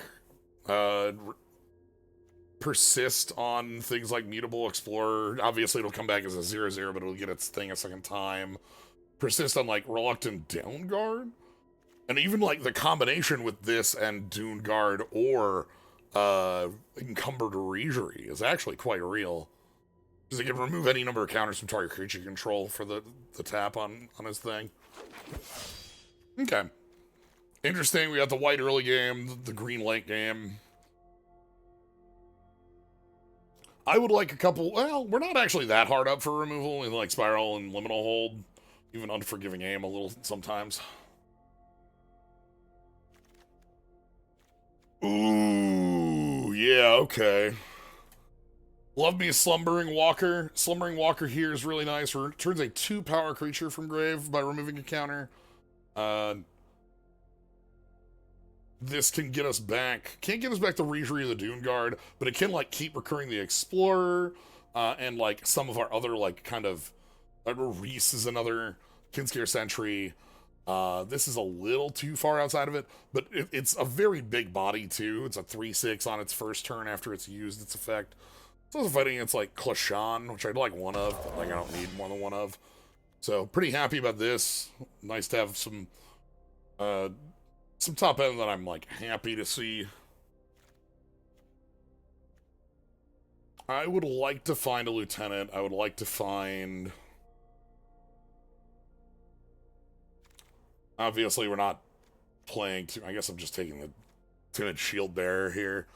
You can see a little bit of openness on the Elementals side. Kulrath, Zealot, and Summit Sentinel kind of say that to me. But I'm also not... I'm never sad at Timid Shield Bearer. That pump is relevant enough. It does keep setting us up with these, like, 2-drop... Oh, Wary Farmer. Wary Farmer does work. Wary Farmer, gets paid, gets the job done. Like, it keeps your draws late in the game real, because, like, you get this, like, continual one-of surveil that's just enough to keep you going. And the body is, like, fine. Another Brinsbale, another Farmer? Boulder Dash and Flamekin are saying that the Elementals still have some stuff to them. Bristlebane, I respect Bristlebane a lot. I'm maybe a little more than I should, but, like, again, the card is really good at being, like, unanswerable, and I respect that a lot for what it has. These are all fine.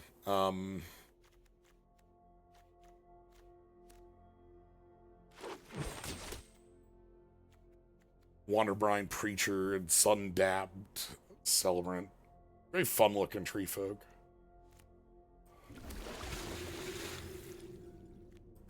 Personify? Sure. Thing about Mutable Explorer is that it's also ramp. I know I keep talking about that card, but like, it's because I like it. I don't think Barkadorian's doing anything in this deck. I don't think we're merfolk enough for this thing. We'll have to adjust the lower end. This is, again, very weirdly leaning white early.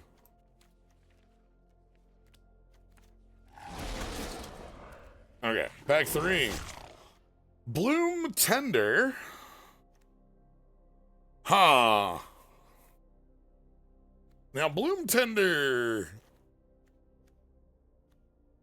We're not, like, super mana-heavy, but Bloom Tender taps for, like, 2 very easily, 3 reasonably, and there's a lot we have to take advantage of that.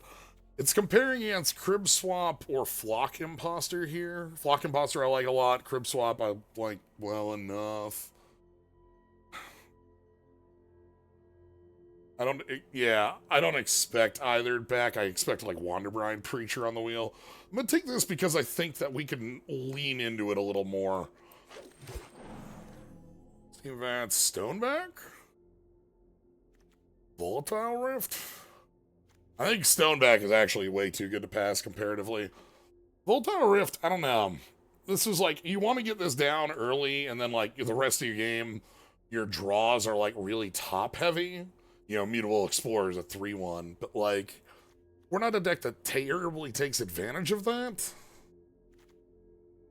Whereas like Burden Stoneback, I feel like lets us do some aggressive lines that we do. Ooh.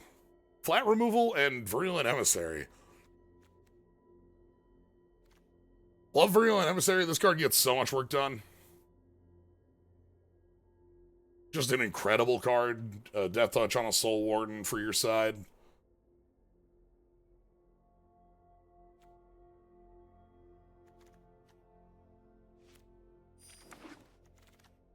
Hey, Kinsbale Aspirant. I'll pass the Liminal Hold. We just picked up the other removal spell.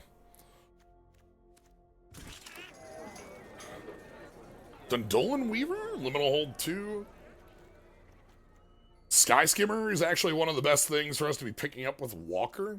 Just as a thing. But Weaver's also one of the best things to pick up with Walker, too.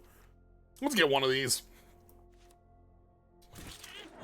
Weaver's a card you have to, like, know that you're willing to play for... I don't think we're Merfolk heavy enough for that. Pummeler? For hire?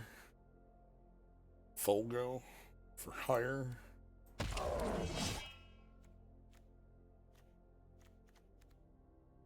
Pearl.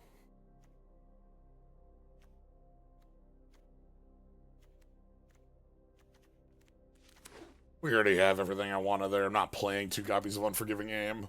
And I'm certainly not playing Elf Liker. We're just not elf heavy enough for that. This technically works with the Clomp. The Clomper, in my mind, there's a card in this set that's like black 1. It's a 5 mana, or it's a 5/5 with 3 -1/-1 counters, and then if you have a elf in the grave, it gets rid of a counter. So it goes from a 2/2 to 3/3, 4/4, 5/5. And Clomper, I think, is the same way in my mind. Where it's this growing, you play it early, and then like, here's a 4/4 or 5/5 for 2 that slowly gets out of the way. Grip Swap on the way back. I'll play that. Oh, we don't need another 2-drop. I feel like we missed one of those Clashan, the festivals. I passed up the second one might have been a little bit too much to pass up. It's a good mana outlet for when you're just like way too out of it. Elemental Player is the one here that looks like they're getting the best. Yeah, Elemental Player here is the one that looks like they're getting the best deal out of the end of these packs. Okay. Hey, I'll take Sky Swimmer. This is a card I'm actually willing to include specifically because of the Slumbering Walker interaction. It's also, like, fine if you're playing it for 3. Okay. Let's figure out how to get this going. This deck is probably missing, honest to goodness, it's probably missing like a pump spell. Maybe we should have been more aggressive on that, the way that this deck looks like it's going to be playing out.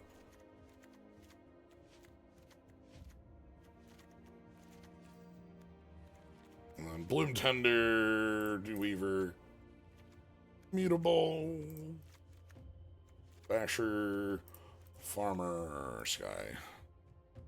That's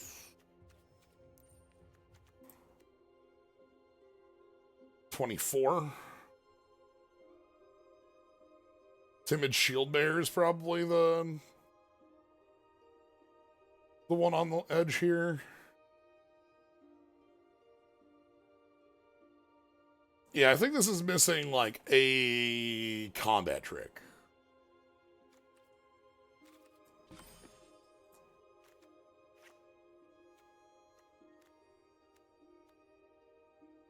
Reese has actually got a lot to do with things like Stoneback or Regery or Dune Guard to make them look nice.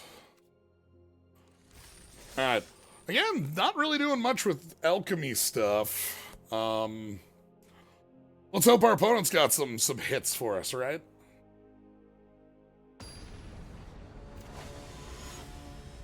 Mr. Flap.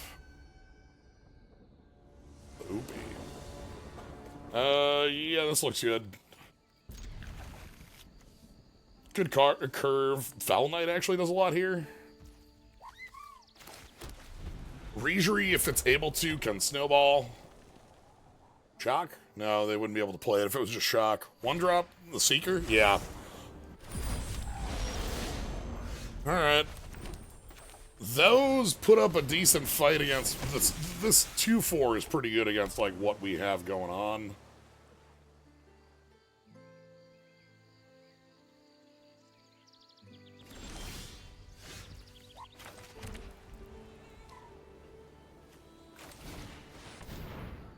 I'm not going to attack here because I would like to be able to use Foul Knight next turn to go in. Even if they play that 2-4, like, Foul Knight lets us go in with some multiple... Oh, if you Arc Lightning me, I'll feel like a dunce. Okay, oof. We are not Arc Lightning, we are just doing our job.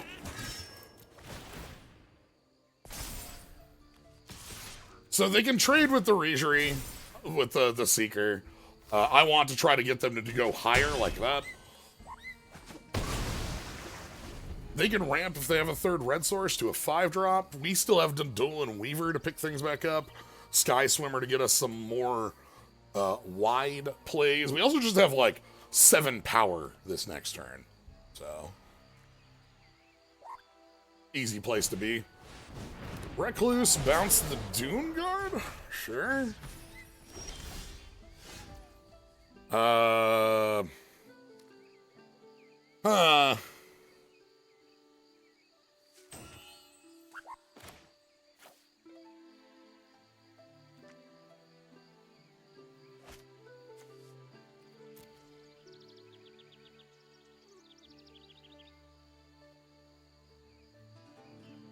They're out on lands right now.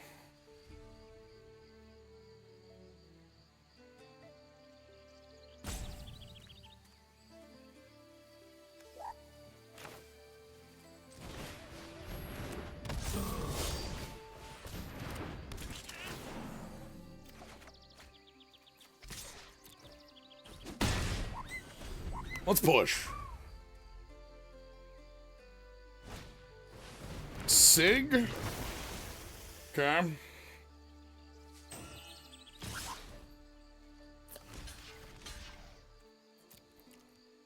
Does not hand up unblockability, so I will just make that trade. Okay, they do have land 4. Nice way to smokescreen that.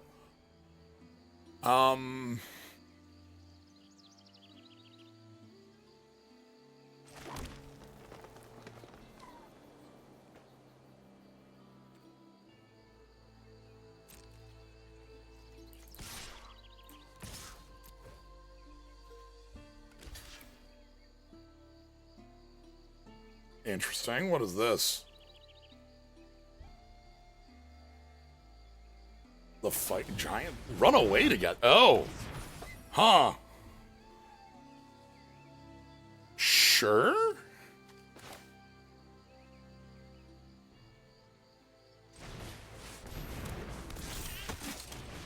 Okay.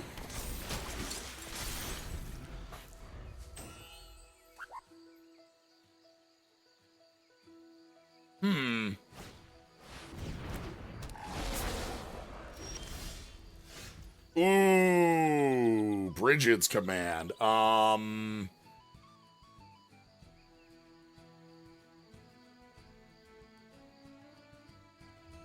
Copy the Dune Guard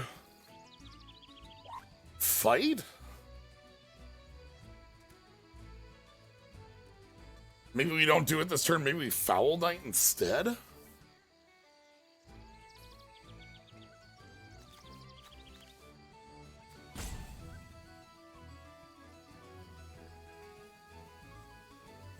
How do we want to fight if I fight?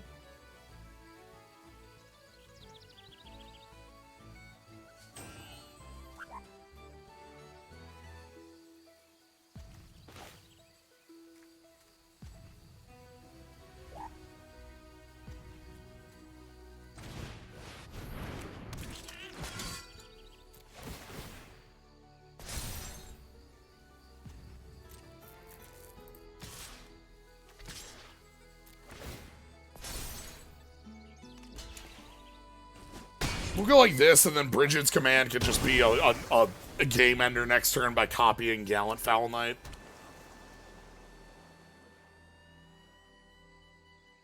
We finished up draft 1 at 4-3, and we are now in draft 2. 10 to the kiln, okay. Whenever you cast an elemental, you go wild.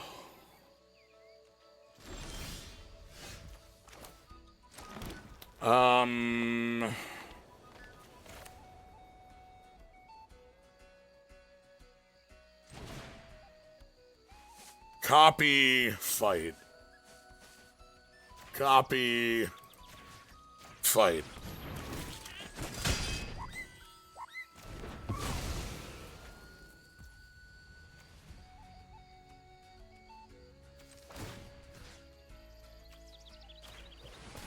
Then we remove a counter here so that we have 3 attackers with 4 power. I could have, like, played Wary Farmer instead, but this is lethal, so.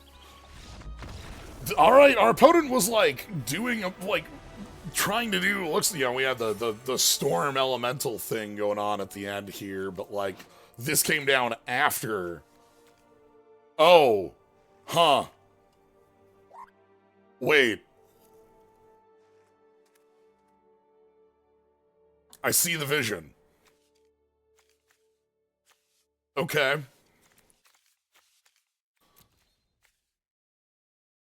Like, making Runaway together an elemental all of a sudden, like... Yeah, I see it.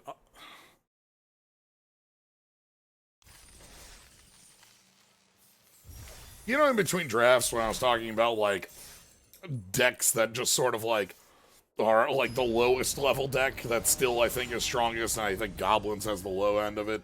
This is what I mean as far as, like, the Kithkin stuff. Obviously, Bridget's command has,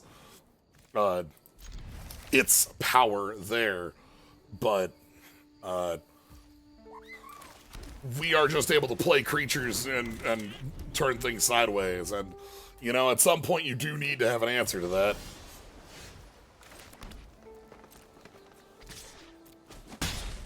Like, what happens when I curve out on you?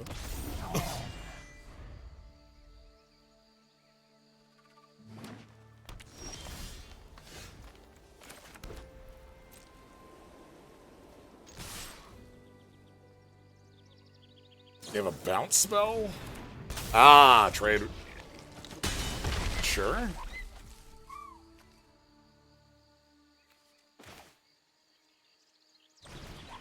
We'll play Wary Farmer. I probably would have tried to trade with Stoneback, but I don't know what they've got. Maybe they've got a fight.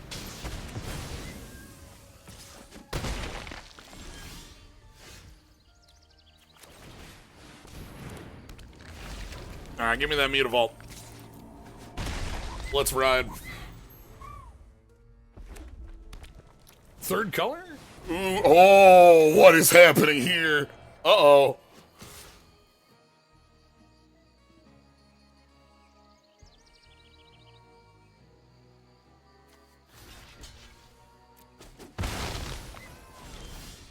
So the reason I blocked there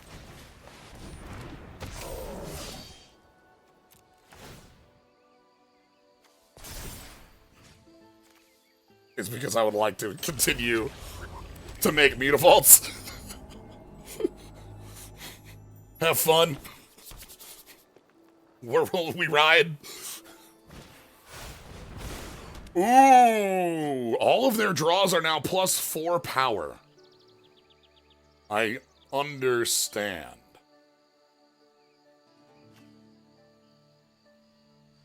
Huh.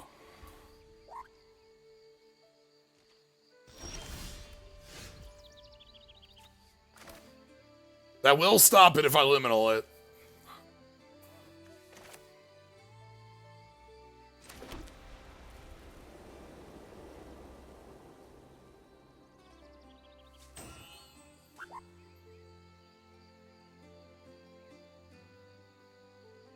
That's probably better than hitting the Mist Meadow Council.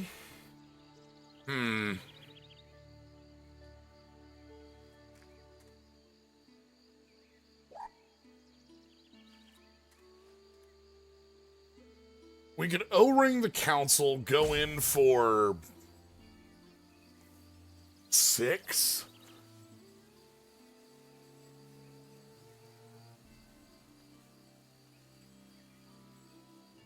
$8? You know? I don't know. Long term or short term, right?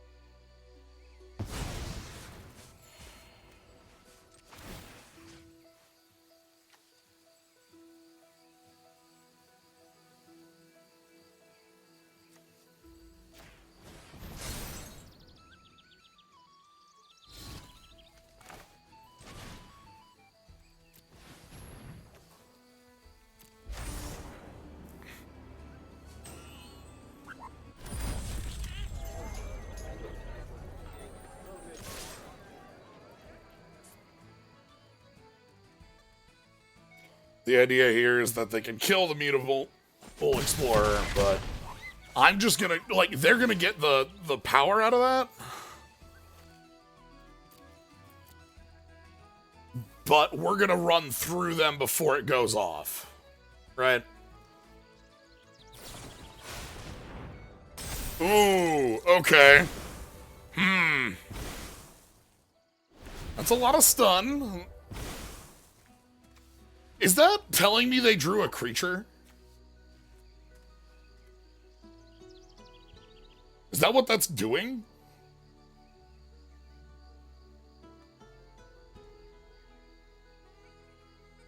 Huh. They also have Vivid 4 here.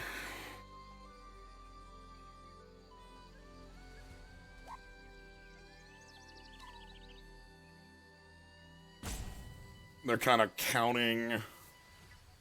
But yeah, my thought process is that we win this before the Rift kills us. Because we could go like 7 creatures wide. Obviously, it's a gamble. Well, sometimes you gamble and your opponent does that, huh?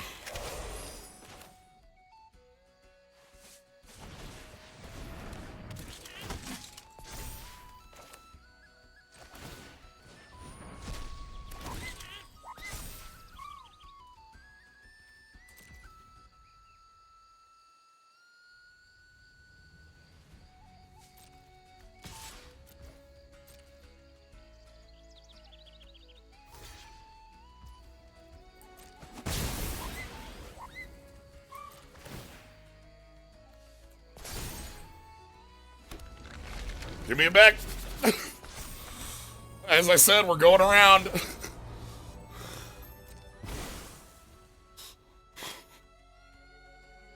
You've drawn 3 creatures running them? As long as you can't, like, double strike that thing, I'm okay. I'll just take 10 and then kill you.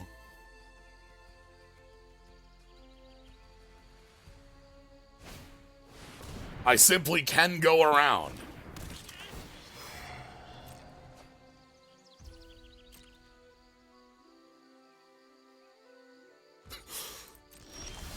Hello, my name is... Mutavault. Hello, my name is... Mutavault. Hello, my name is... Mutavault.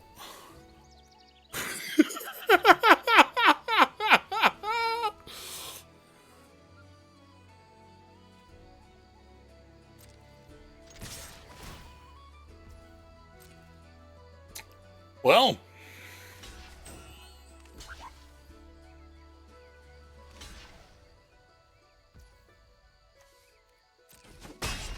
What a good buddy! Thank you!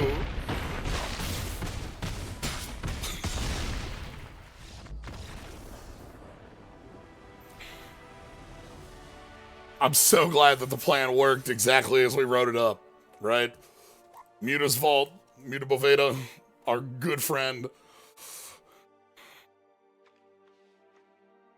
3 of them. I'm so glad our first pick got to do that much powerful move. What if I just have 6 power hiding in my lands? We don't have like any like real like Kithkin or the elf style payoffs to make that look stronger, but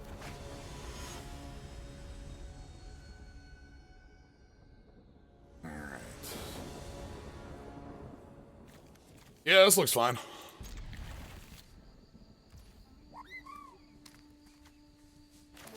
I get to play Kin's Sentry on 1, or on 2, and then kind of roll from there depending on what we want. Dune Guard on 3 might be the best.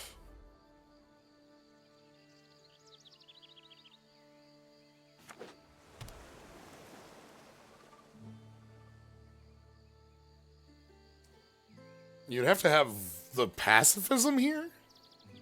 I don't think anything but the pacifism works in your current position.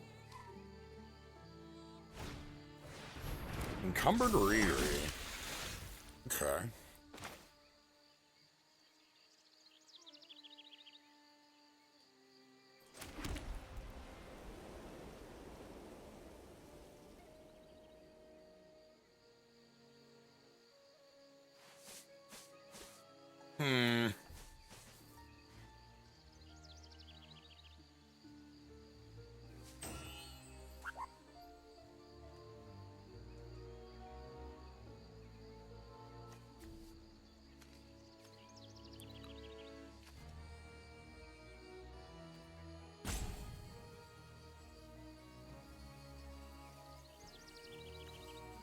Beautiful Explorer gets his 5th land, which is a 3 and a 2 next turn. Dune Guard gets Biggest Fast to match the Readery.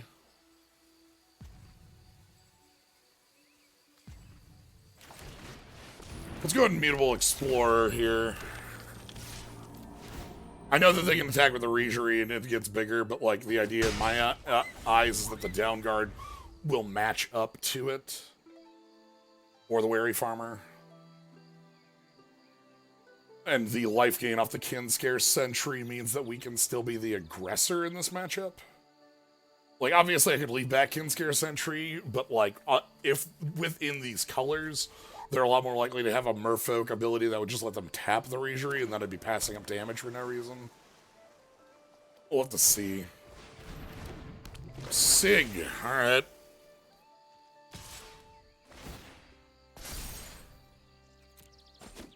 So that's a draw. We can't Kinscare Sentry the Bloom Tender in.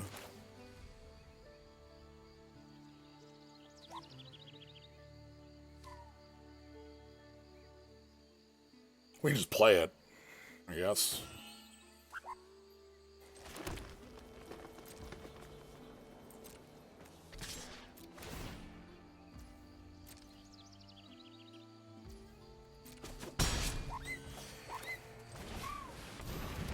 This is the position where, like, the blue... We don't have a lot of things to take advantage of the top end we have.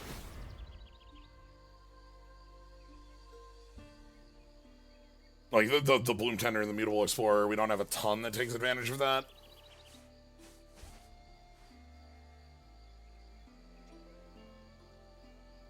Yeah, we're flipping Sig and making Reijri immune to white, right? Unless we don't want to tap down all our white mana? That's a possibility. Sig's power, by the way, is just being unblockable on both sides. Sig's very good for that. Sig can also self-target on the card draw. The protection's not as relevant for Sig, but handing it off is a lot better.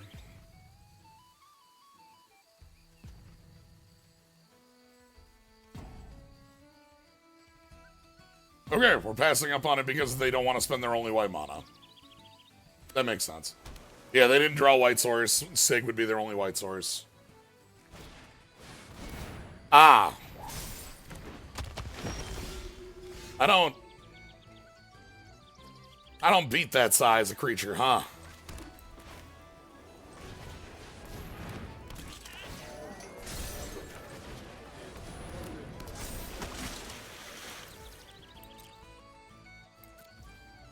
Vigilant, too.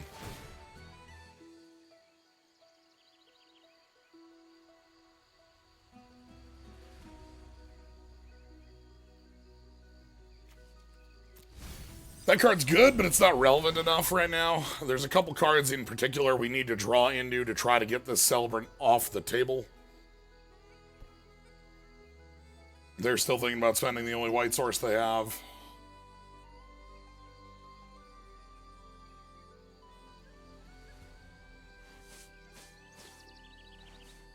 If Celebrant comes in, how are we blocking it? I guess we're not if they flip Sig on it.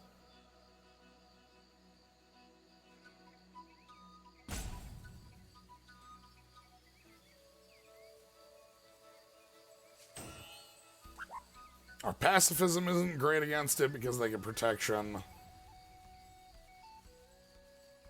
This is a tough question for them if it's the only white source. They got a lot of hand they want to convert. We are empty-handed. We have everything on the table. So the biggest thing for them, I think, is just getting more things into play to stop us from overrunning them. That's the biggest threat we have, is just being able to go wide and overrun you.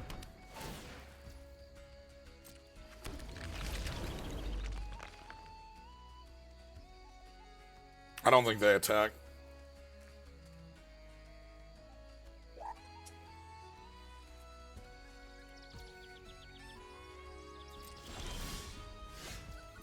Interesting.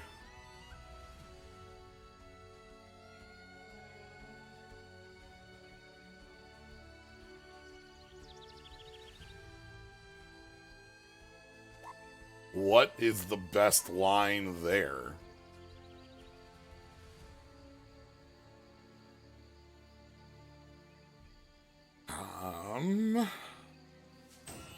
God, we can't get over that 5/6.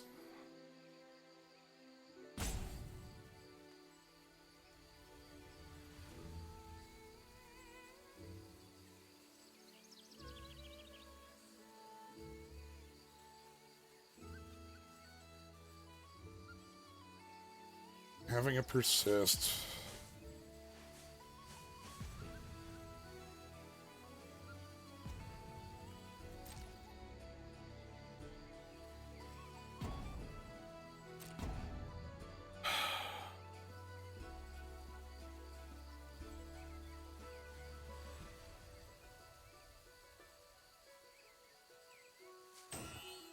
We're throwing away so much if I attack here.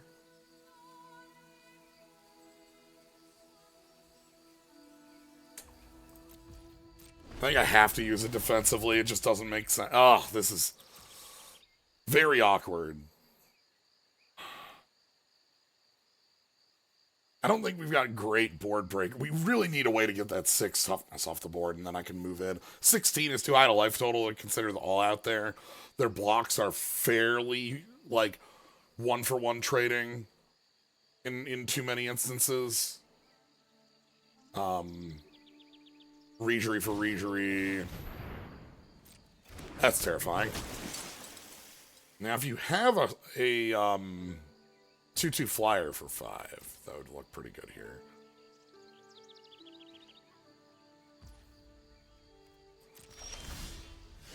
Okay, that is good enough.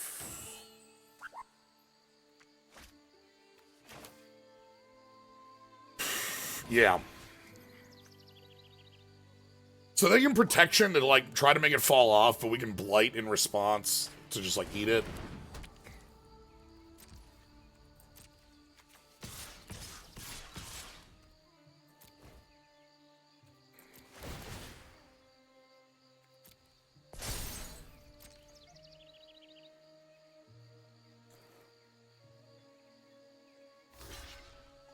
Yep. Yep.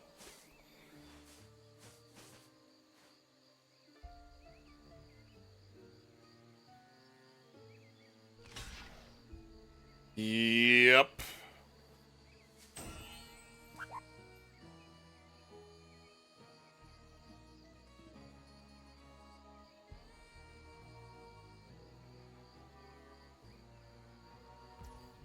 Okay. So we can go persist the wary farmer.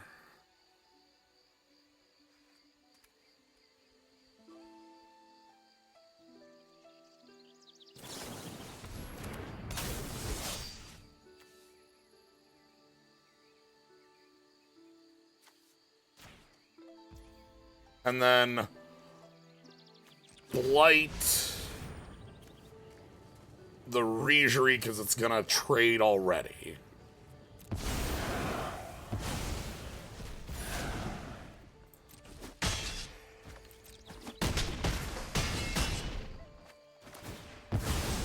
Okay.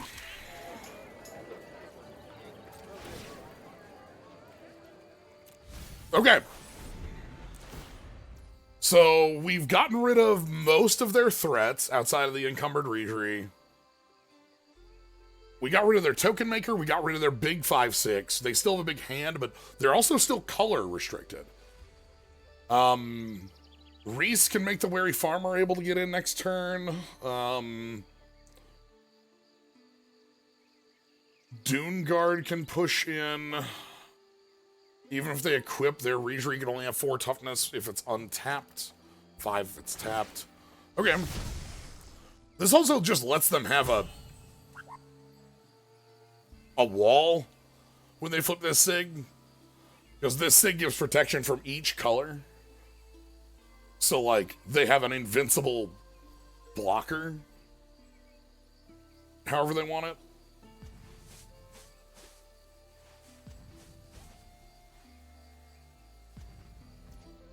Okay.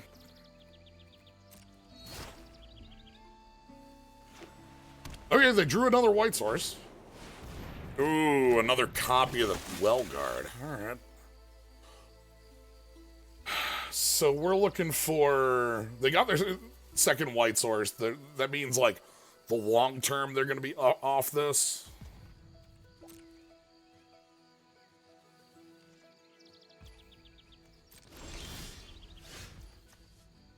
Well, if you just aren't a incredible draw here...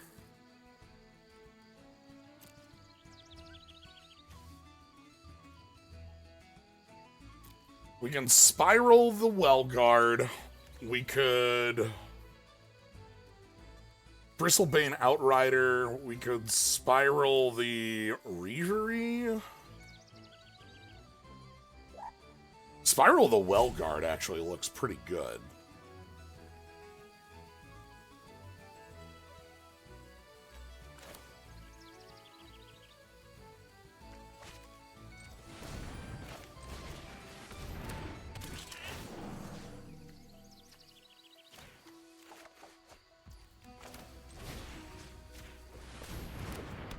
And then we're going to go ahead and get rid of it immediately by blighting the Wary Farmer.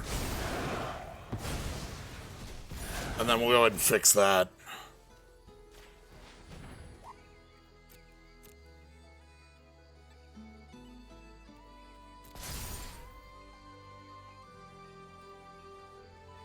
And then...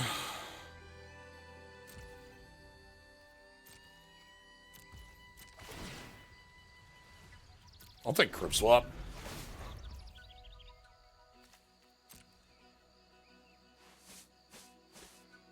Alright, next turn looks like we're able to finally turn on the aggression. Hopefully they're flipping the Sig. Now Sig can just draw a card if they go in. It's target creature, any creature, including itself. Obviously the big power here is that they can turn the shields back on next turn. And that's pretty good.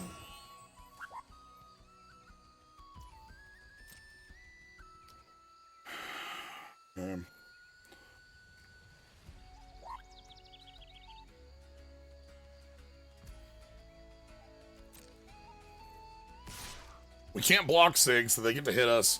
And they're going to do this pre-combat no matter what, because it draws... You know, they're going to do this before they cast spells, because it changes their draws.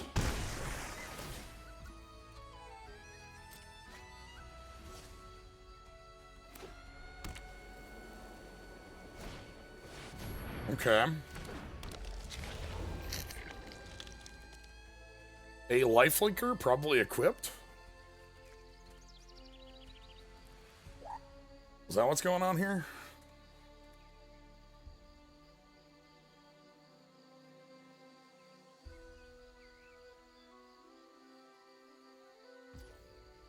Leaving 2 mana up. That's scarier, actually. How do we want to go about it, then?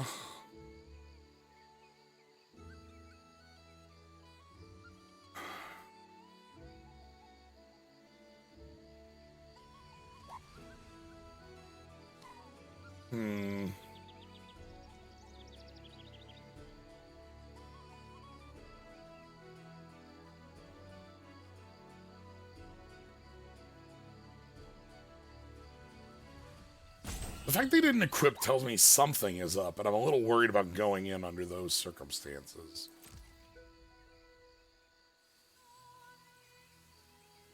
Dune Guard can go in, trade with the Regery.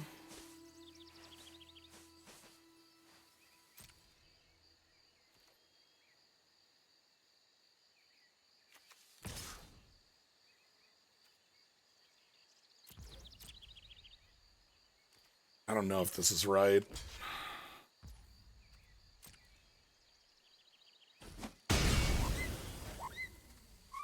I don't think that I want to be trading board bodies on my board, but I have one. The one thing I have that makes the wide board better is the knight. I guess I'm maybe a fool for having thrown away the outrider in the long term, but if I...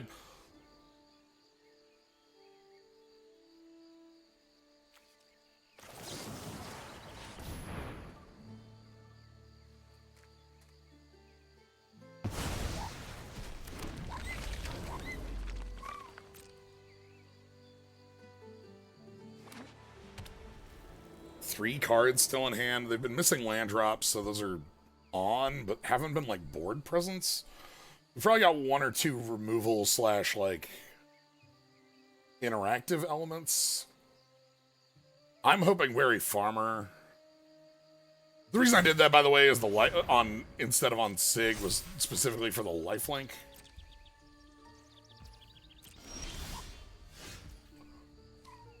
Ooh, okay.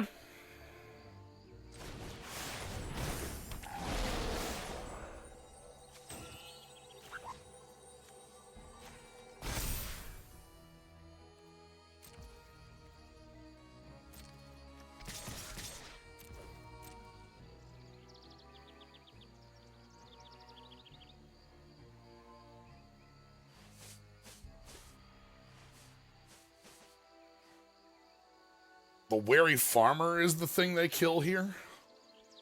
And I think they've got like a run, like a 4 damage to a tapped creature would make sense here. Yep. That's exactly the card I thought it was. I thought they were just going to kill Wary Farmer there. Maybe they're... The Reese was more... scary? Prisma Basher's dying to an O-Ring. You know?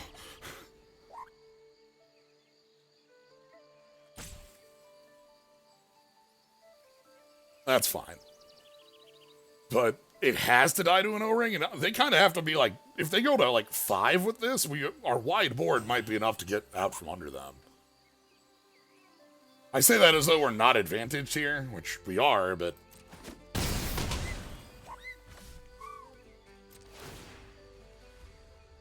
Yeah, I'll take that. Thanks. O-Ring their O-Ring, and that'll be end it.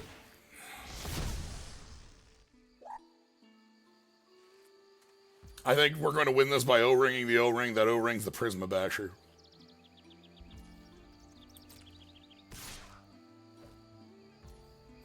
So they get a card out of this.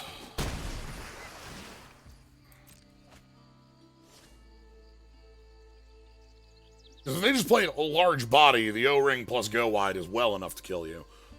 You need to have like real removal right now. You can't like... I don't think you can just make a board. O-Ring the Prisma. You know...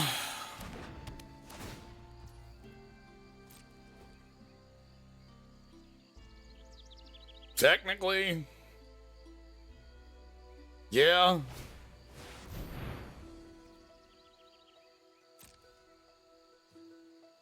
I suppose...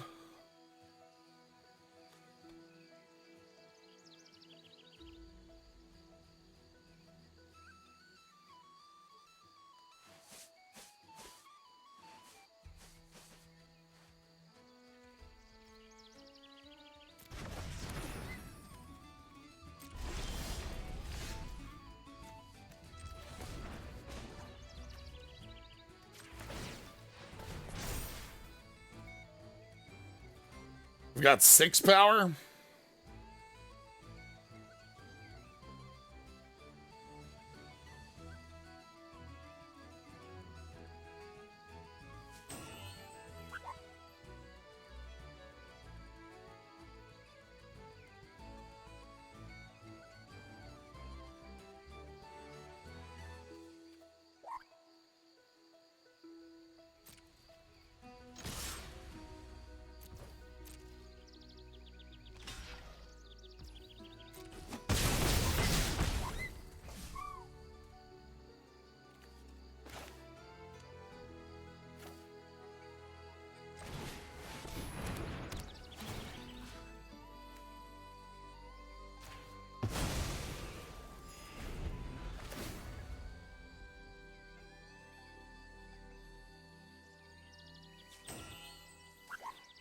We're going to assume the Prisma Basher is good enough if they spent removal like that on it.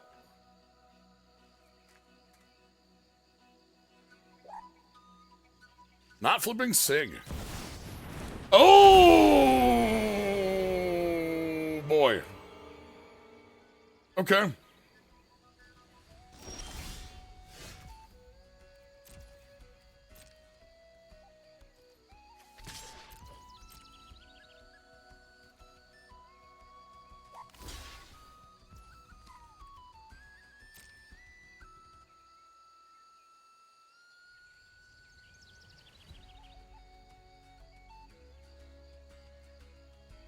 I just want Iridu off the table. It sucks because I don't want to play a long game against Sig, but, like... Iridu can't live. We lose the game against the 5/5 lifelink flyer. Do they have, like, a trick that they're wanting to use to, like, force this to be lethal? Or, like... Oh, no. Oh.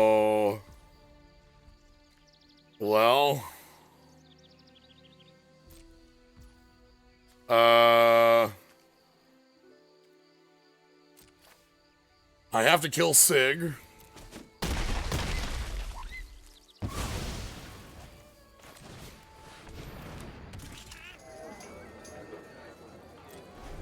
Yeah, so now they've got 6/6 flying lifelink. We need to draw.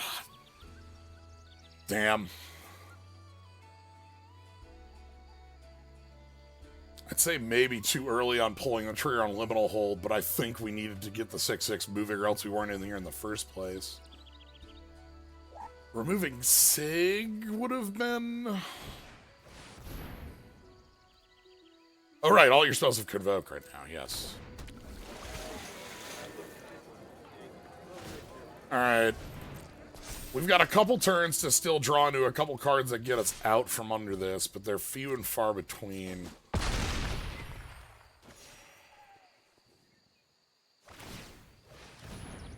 Bridget's command right now? Nah, you're slow and steady. Okay. We've got a couple turns before we're fully out of this. Wary Farmer can try to buy.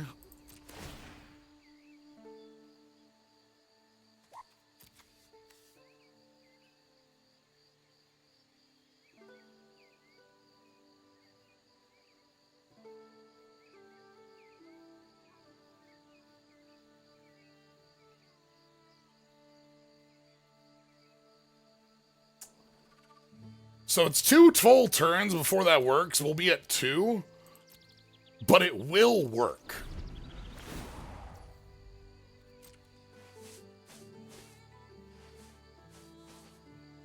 So we just have to have them not have a flying creature. If it's just Erdu, we go 14, 8, 2. We can pacify and then remove it. We have the life total to spare. And the Clomper will build up as a threat over time. We have enough of a board just to be able to, like, play defense on the ground. This will get there. Over time. It's just slow. That's fine. Opponent goes to 30. We'll find a way.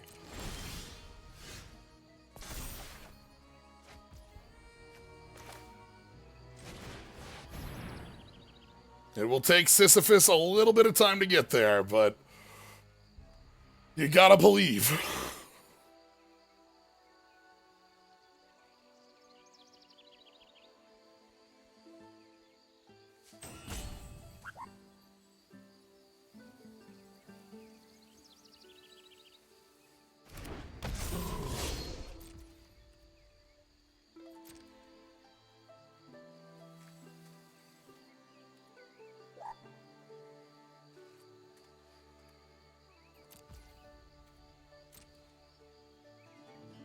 Don't have a flash flyer. Don't have a glimmermite. You don't need a flash flyer here.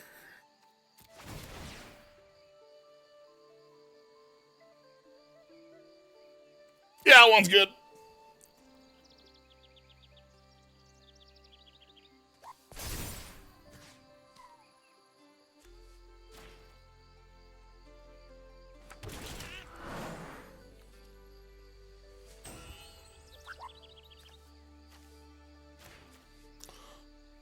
You know, as much as I'd love to be able to win this by just grabbing Prisma Basher and attacking with a bunch of +5/+5s, our opponent's life total is high enough that I don't believe that as a thing.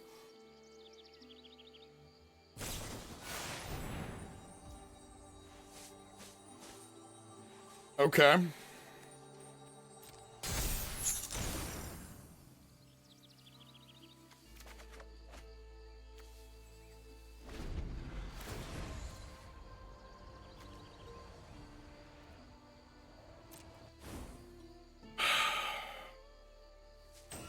So we're taking 6 and going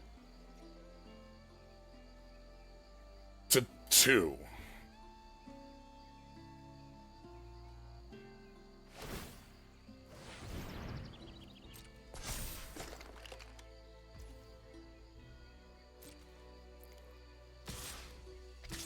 Okay. Huh. We can blight the Weaver. We can also just blight the Slumber Walker.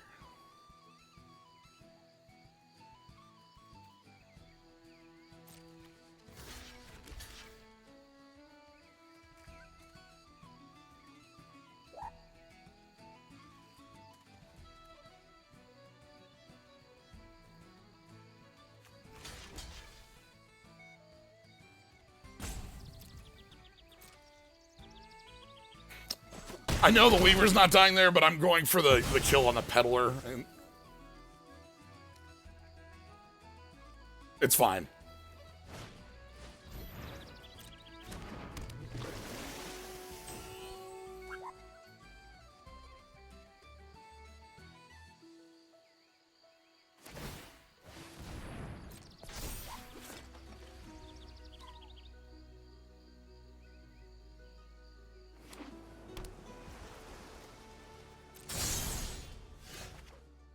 Okay.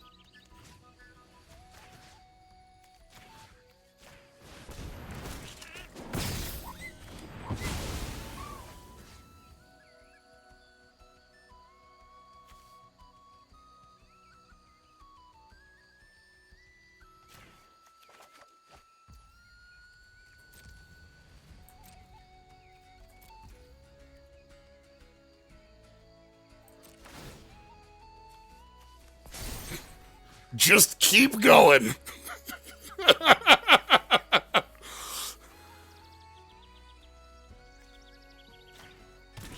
I'm gonna grab Kinscare's Sentry for the lifelink.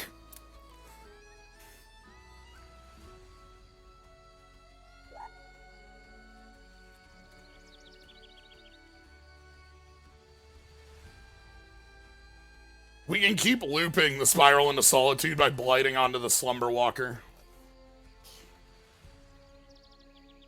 We still have a hill to climb, but we now hold the advantage. God, this rules.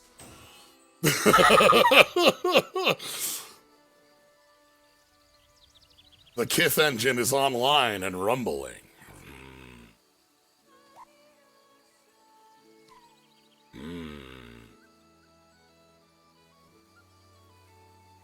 The Clomper, like the Clomper is going to go up to 4/4 and 5/5. I want that Kinskare Sentry to be able to attack because I really would like to start gaining life to be out of this, like, you know, terrifying position.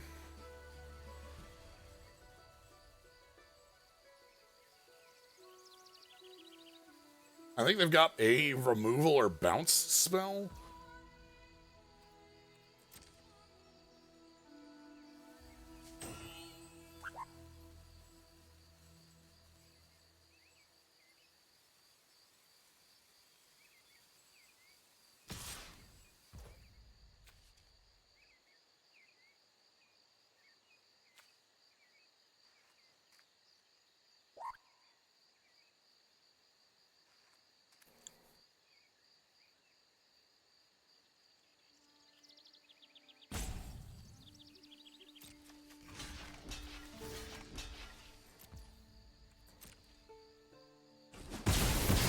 We'll go like this.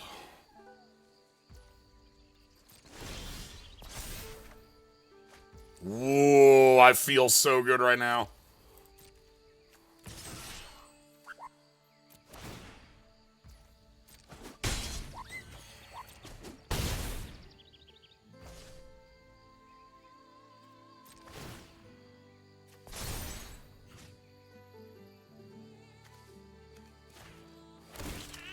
Then Dolan Weaver. Weaver is gonna pick up Prisma Basher.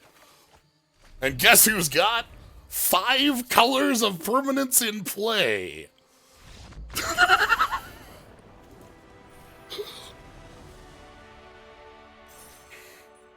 And with these hands, we will rebuild.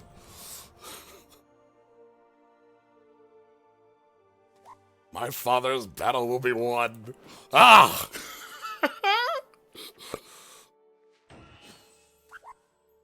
That felt like a very good escape. Having our very, like, seeing Slumbering Walker on 14 life and then having to, like, look at the next 5 turns running.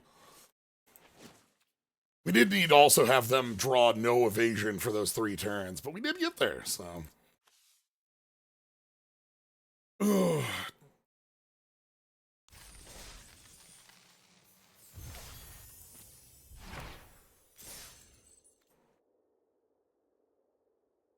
Thank you for all the skulls. Appreciate them.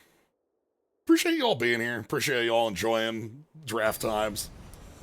Hope you're having a good time with these as much as I am. I love sharing them with you.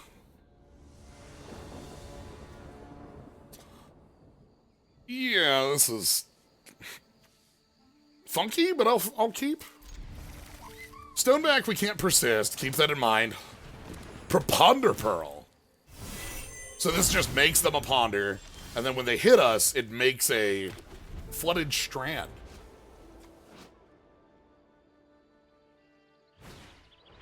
So, ponder means they can keep any hand.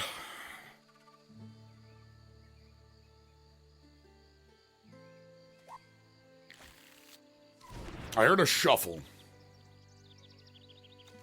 I don't know if it shows you.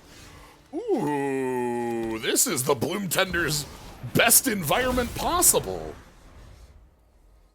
Even if it's just playing this Bristlebane Outrider on 3, that's really good. Which I think is what it is, in fact. So, the Prideful Feastling can't win in the fight to get a Flooded Strand. It is a merfolk, so it would do it, but...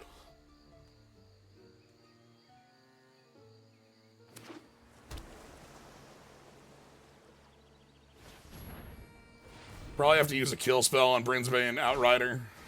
What the hell? Ooh, what the... Oh, God. Flying double team when you cast a spell during your opponent's turn. Draft a card from this 15 pile card that has a Bitter Blossom in it. Comma. Then discard a card once per turn. Double team means it's a 2/1 flyer that also makes a copy of itself. Okay. Terrifying? Terrifying.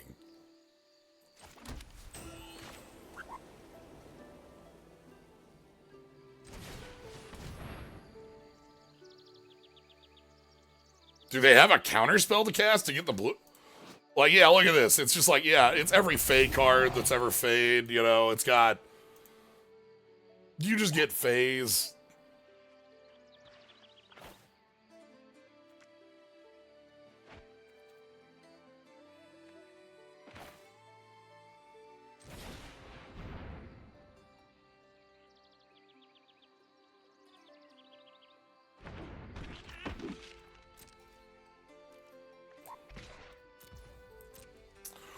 So I'm holding up Reese the Evermore as a really fun trick. You know? I can hand off Persist without my opponent realizing I have... Or we can just get, like, incredibly stuffed. Like, just the most stuffed and our opponent gets to draft a Bitter Blossom, I suppose.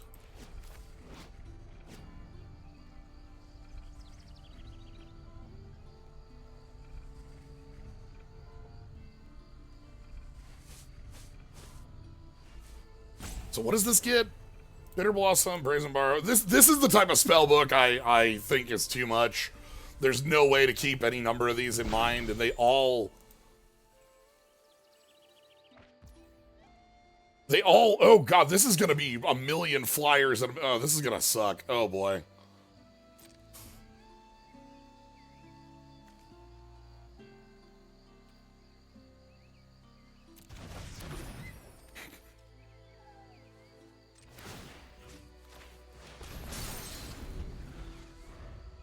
Yeah, so they're gonna play a thought. They're gonna attack with the sprites, play a second sprite, and now for the rest of the game, they're gonna use the instance off this to.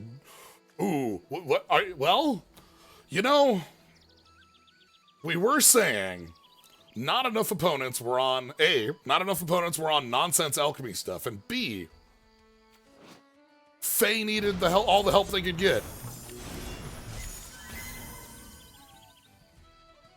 So, you know.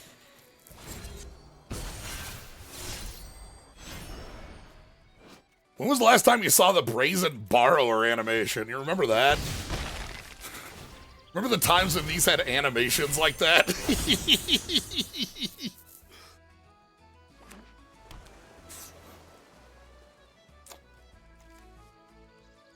All of our Eldraine cards, last cube, sure. I think we're just playing Thought Stealer Sprite too. No? Okay, we're just holding up Brazen Borrower.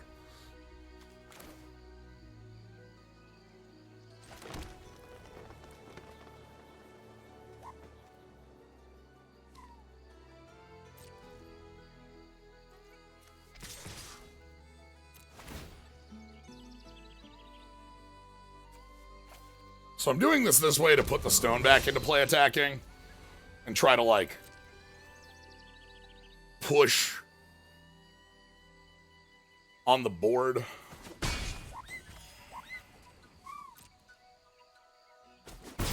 The Bloom Tender effectively tapped for mana there. Then we get the Bristlebane Outrider, and they're gonna go ahead and play end step. Here comes the Brazen Borrower. Brazen Borrower triggers the Thoughtsteal Sprites. Thoughtsteal Sprites. Okay, here's the thing about the Thoughtsteal Sprites. They don't give you the ability to cast for any color. So they can't... The black cards in here, which are actually 1, 2, 3, 4... 4 of them.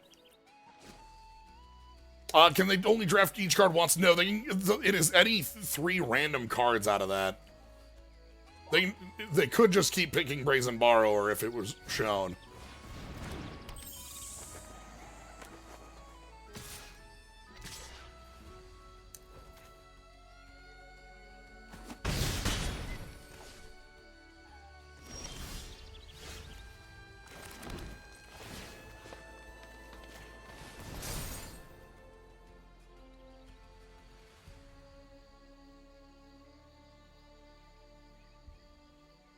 So I'm gonna make the Kinscare Sentry.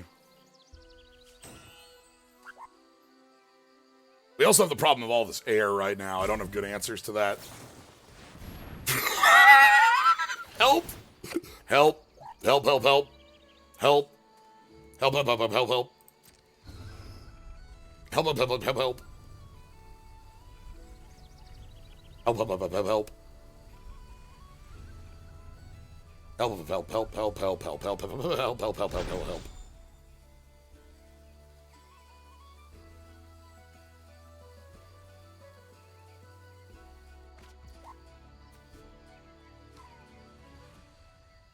Your hand is that good? Uh-oh. What do you mean your hand is better than Picklock Prankster? You can't tell me your hand is better than Picklock Prankster.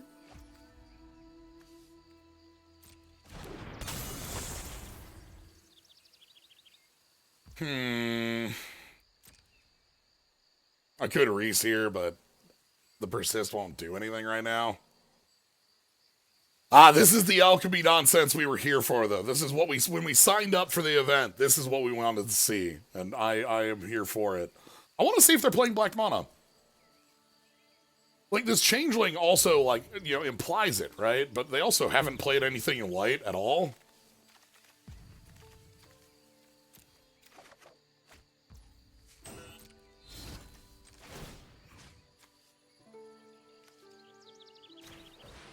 You don't have to. There's only 4 black cards in the entire spellbook.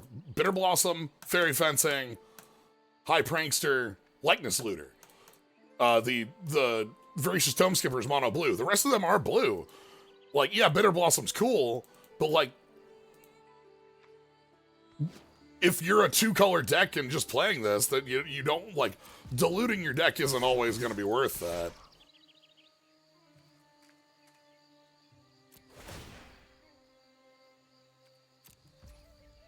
You also, specifically with that,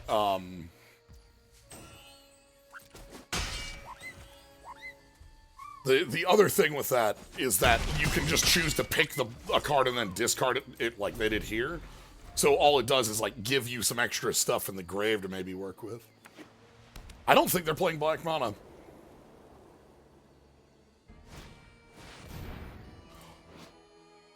The Spellbook Haver has logged on.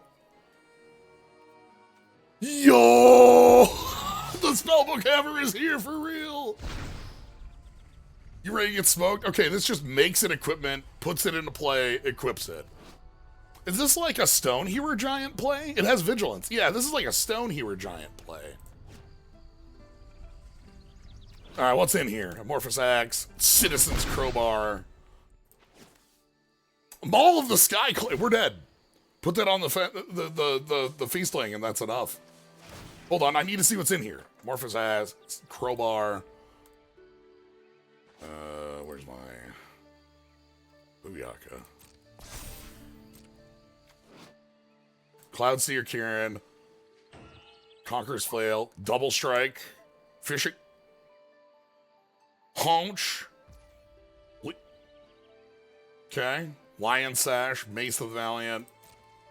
Maul of the Skyclaves. Realm of the Shield Realms. Thran. Power Suit. And Thunder Lasso.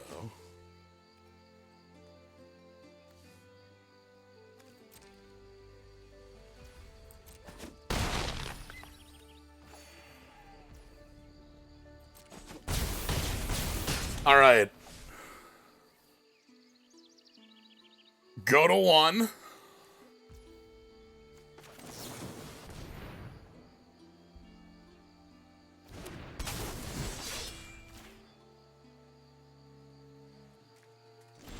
Prism. Is that enough?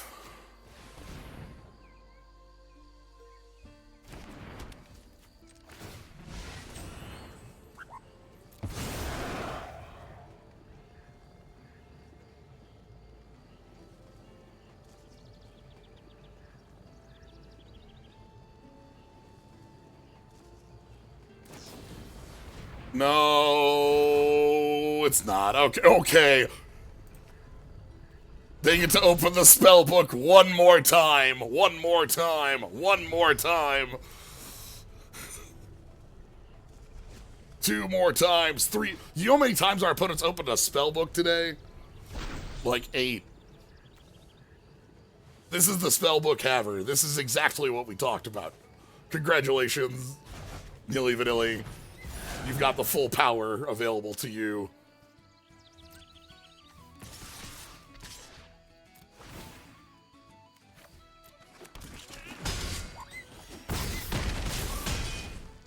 We're so close. It's funny that the bounce didn't stop the attack. We needed... I needed 4 more damage.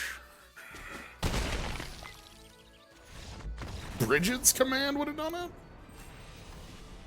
I wanted to see them open more spell books. I love you. That's the spellbook Haver. Flyers and the beatdown. God, 2-1 flyer with double team. Even without that text, that's terrifying. Because it's a 2-1 flyer that makes a 2-1 flyer on attack, you know? What an incredible place to be.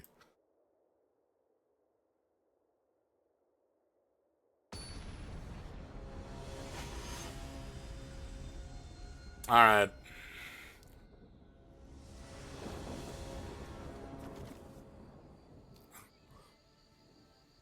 This is fine. I like bring the Outrider. Ooh, this looks so much better now. The old...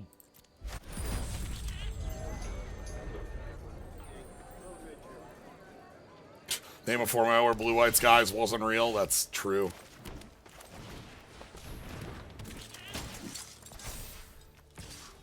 I want to draw a 2-drop.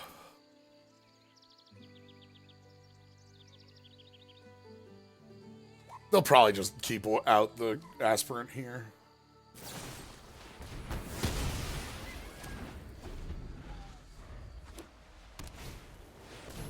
Yo, what? Who are you?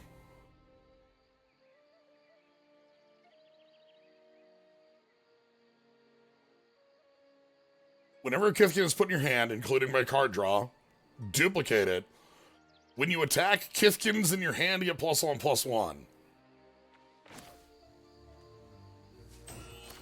Okay, Grandma. I suppose we'll know if they draw because it'll tell us. It'll trigger.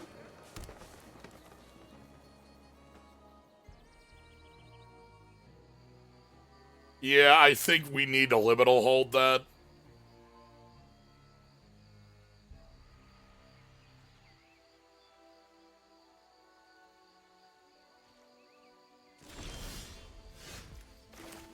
I don't think we can let you have double draw plus pump on all your Kithkin.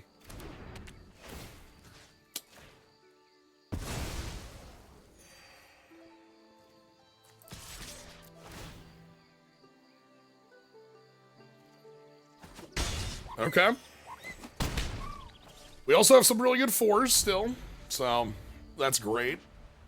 Opponent didn't have a play there. I don't think they have a lot of creatures. I think they've... Sorcery removal? Yeah, sorcery removal. That makes sense.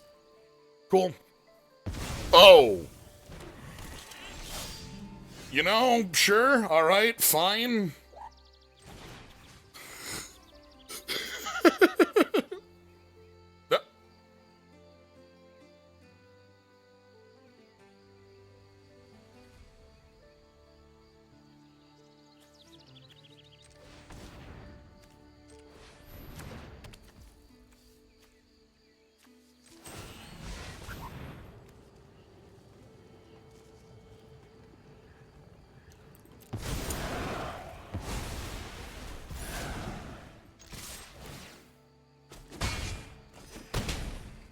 I'm keeping the 3/3 as a 3/3 because I think it's going to match up better against the creatures they play. Okay, we have answered them double drawing and pumping forever. I think now we just have, like, Mist Meadow Council and playing out attackers and we're fine.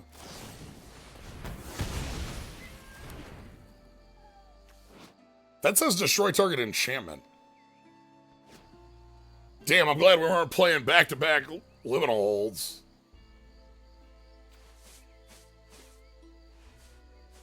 Poofa, okay.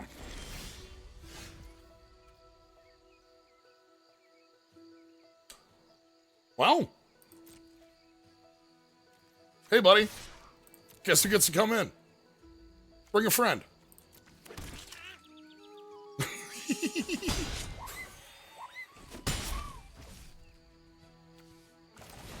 And we're going to go Outrider, because Outrider is more offensive here. I can play Mist Meadow Council next turn and, like, attack for 5. 6th land, do you have emptiness or something? Like, is that what we're looking at here? What the hell is that?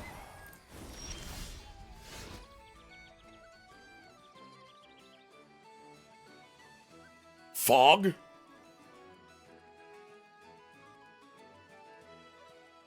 That's a big move.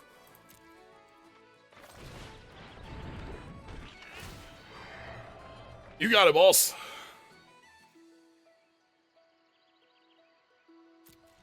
I'm so glad that they just don't have a board. They have all this removal and nothing to do with it. Oh my god. They had 1,000 ways to answer our enchantment removal.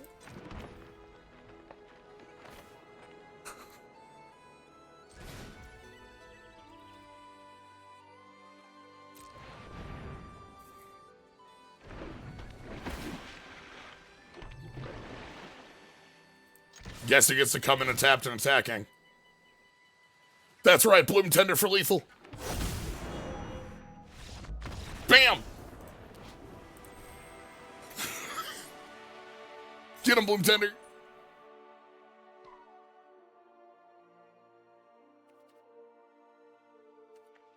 Yeah, like, this is tragic for, like, they had Luminal Hold, keep out. Like, they just had the Brine Fair and nothing else. And pile of threats versus pile of answers.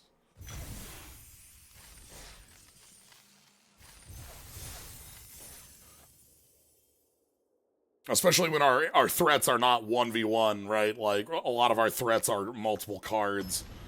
The council draws, the merfolk is wide, the 3/5 is too big for keep out. I guess I...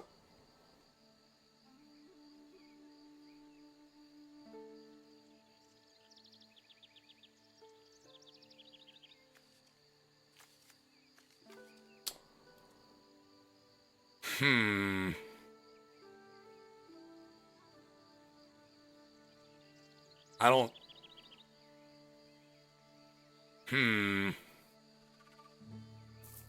This hand is extremely expensive.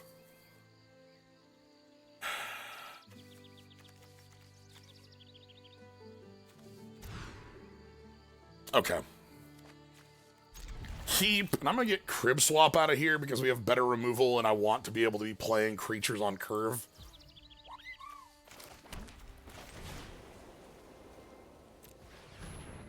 Behold.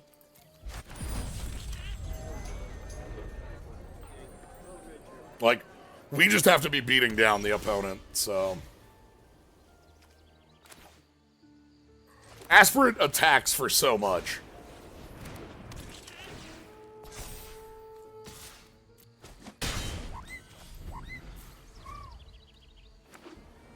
Okay.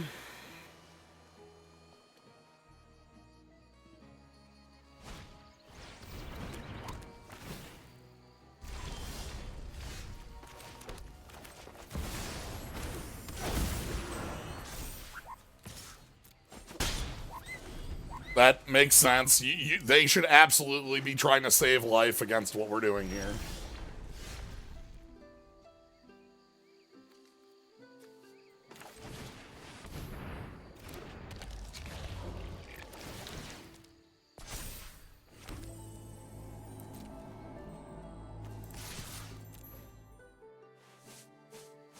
Do we actually have a Glimmer Sprite? Flock Imposter. Okay.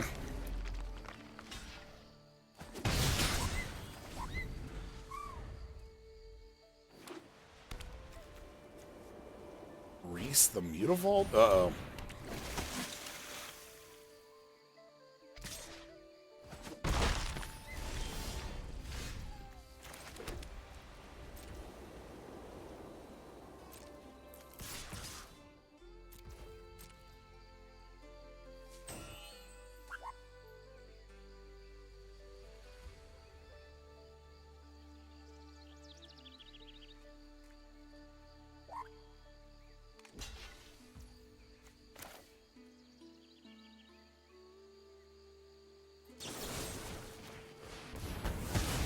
The idea here is I don't want to let them keep the ability to repeatedly make 1/1 flyers.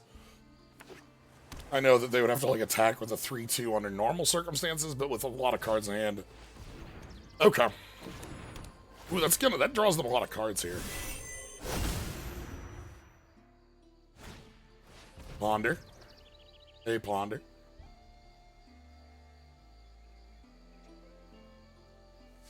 Fog.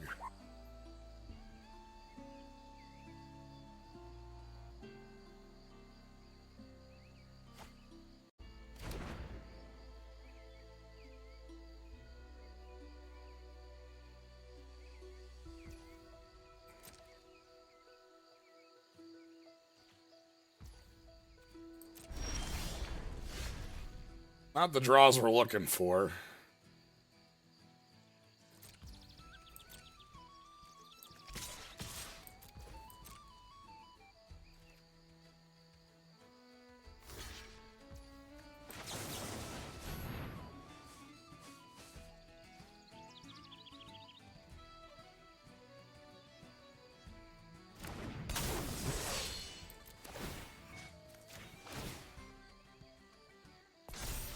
Hey, buddy. Come on, buddy.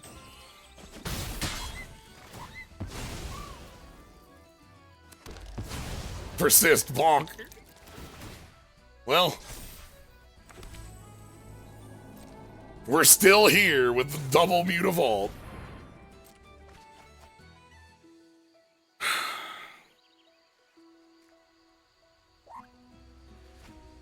Discard 2 lands. Okay.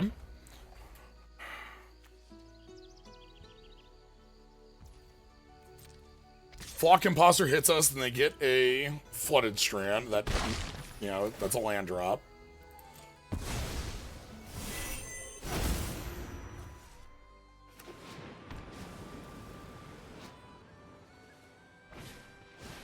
Another Well Guard.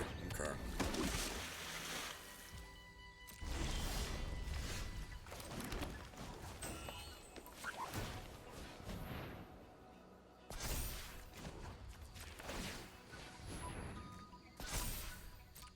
Well, let's go.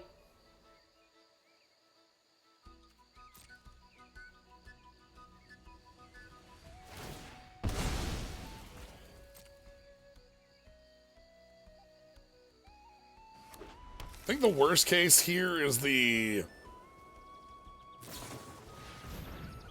What the hell? Oh, okay.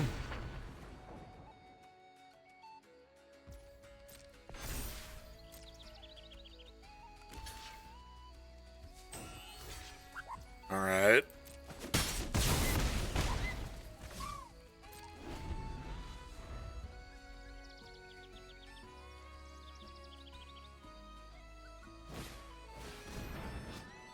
Oh no. Oh no. We're getting Stony Brook Schoolmasters for days. I don't think we're getting those last 8 points through. Yeah.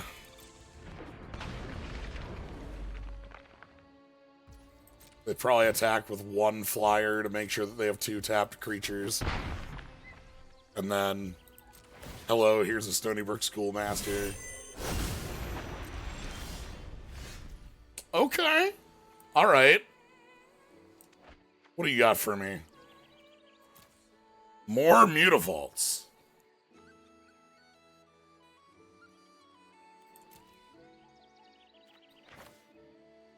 Okay.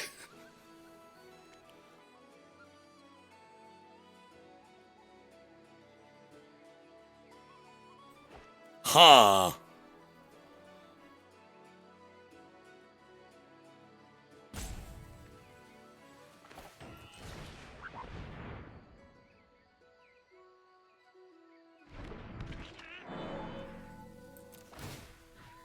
More Mutavaults.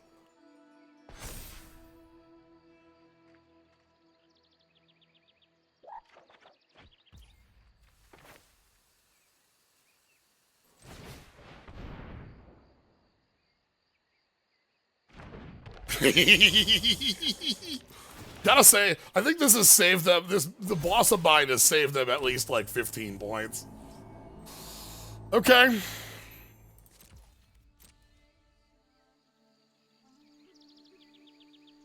We're trying. As many as we can, Mutavault.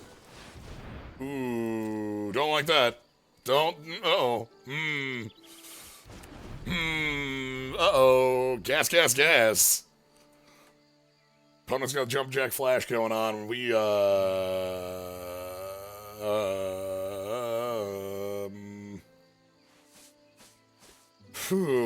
okay. But we got Mutavaults. And, yeah, 3 in the air. Sure. You gotta play defensive because we just can have these come out at any time. Yep, make another tap Schoolmaster. The Schoolmaster, by the way, makes a 1/1 token when tapped.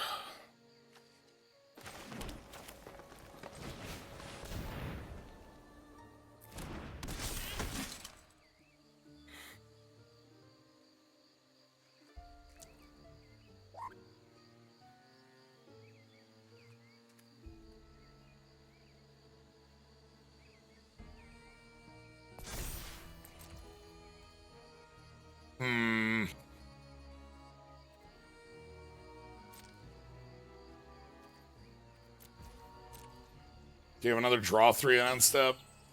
No, okay. That's good. That's 2 tokens passed up on. These things are 1/2, so you really want to Convoke or tap them with some other effect. This is why this hands off Convoke. Okay, 3 in the air again. I think... What are we looking for? Brigid's Command?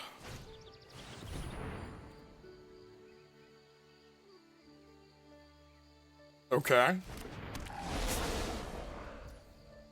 Oh. Come on.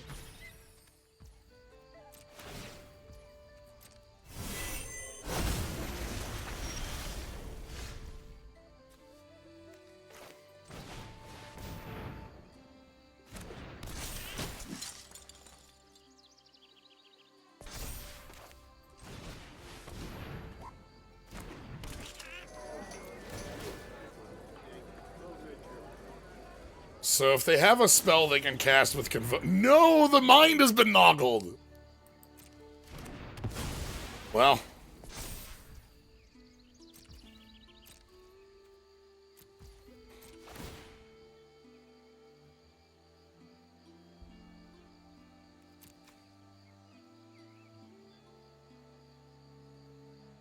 I don't...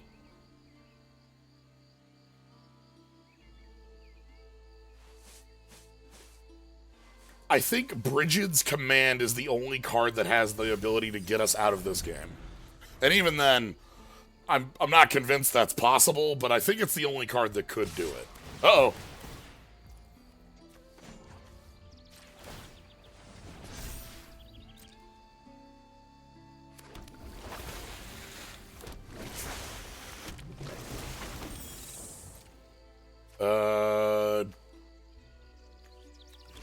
You...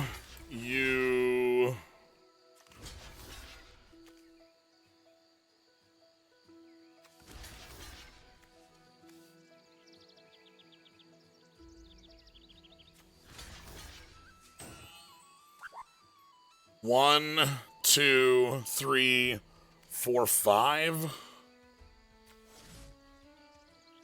6.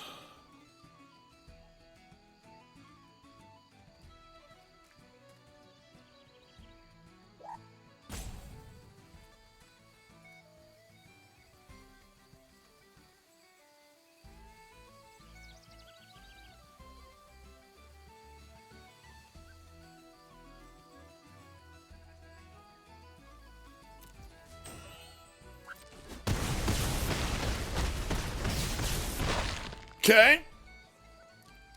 All right.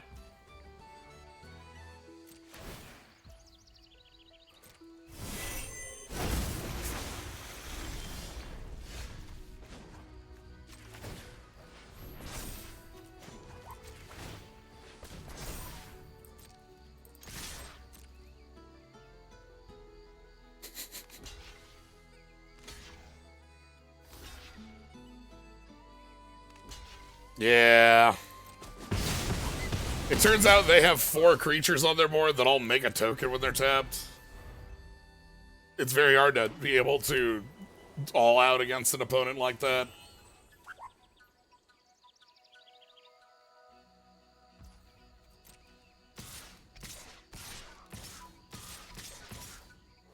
Crunch.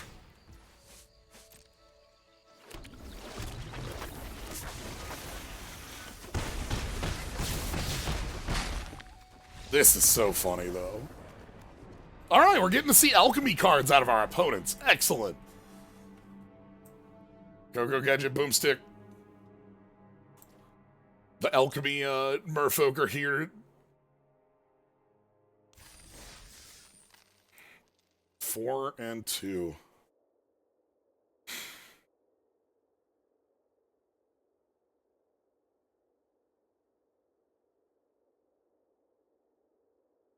It's sad, that other 1-drop is just not terribly effective. It's very filler. The one that makes a 1/1 token on or from the grave. It's like, it's fine.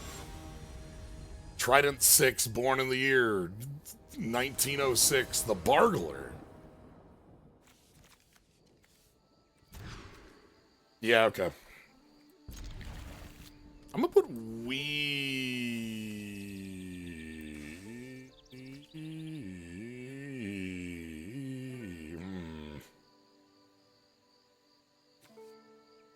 gonna put Weaver back.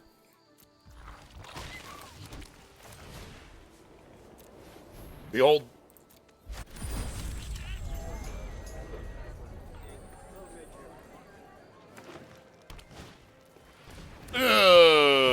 Trade with my 1-drop. That's tragic. That puts us considerably behind. Hopefully the big stoneback will be able to buy in here. And, like, maybe we draw some... Ooh, okay. What do we got over here that's in Gruul?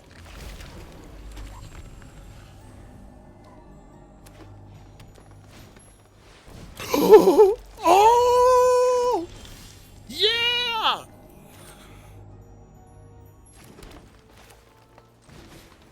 That's what they got.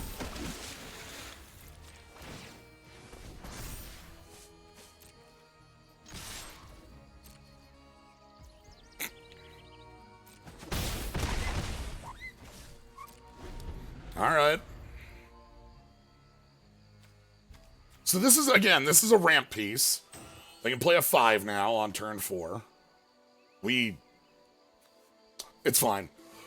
We're going to be using our mana at least with, like, Stoneback making Reejerey unkillable, and then Reejerey being able to keep attacking, activating the Mutavault, pushing that way. Oof! Wait. Oh.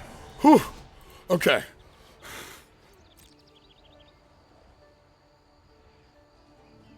I was extremely scared there, but they didn't have double red. It's still very incredibly good. That's a 4/4 that gains life and grabs a land, probably a second red source. Grab a Mutavault. Oh, what? Oh no, what is that? What the heck is that? I don't believe in that one.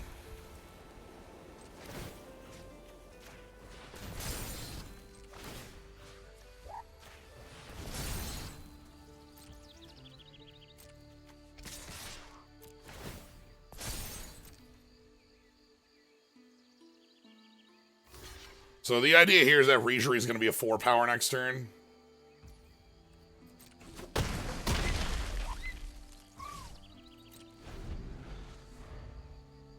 White source. What? Do you have the white red elemental in your deck too? Catharsis? It's probably a green white splash, right? A Brigid's Command, something in that range. Brigid's Command, copy Mutavault, Mutable Explorer, Vibrance fights Reejerey, you know? Sure.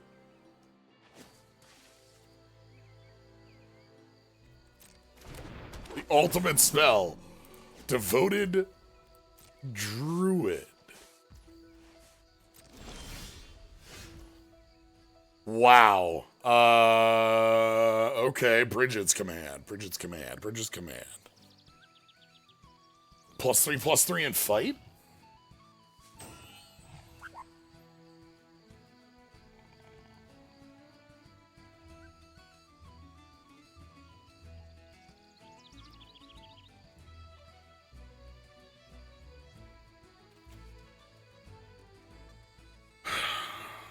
+3/+3 in fight.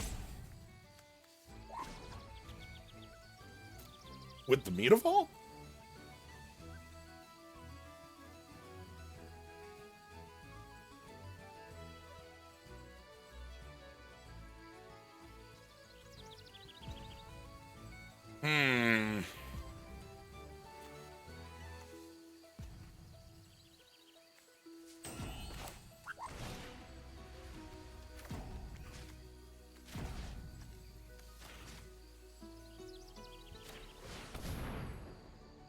I'm just gonna go for it.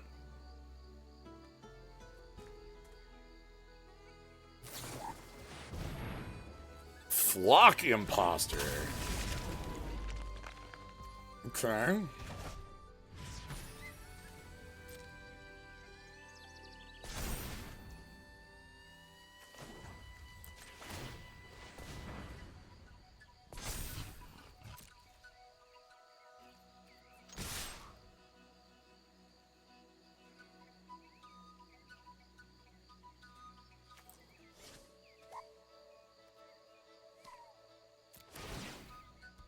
Mutable Explorer isn't attacking there. There's no real attack because of Devoted Druid.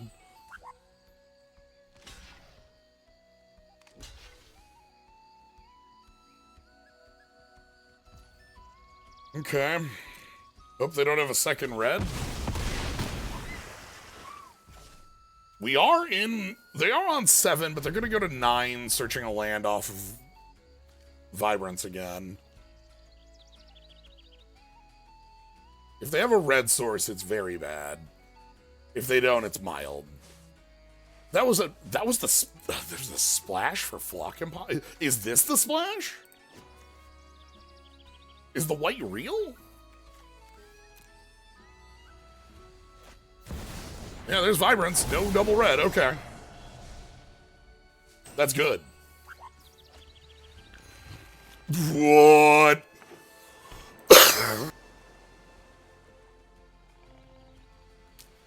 What? What do you mean?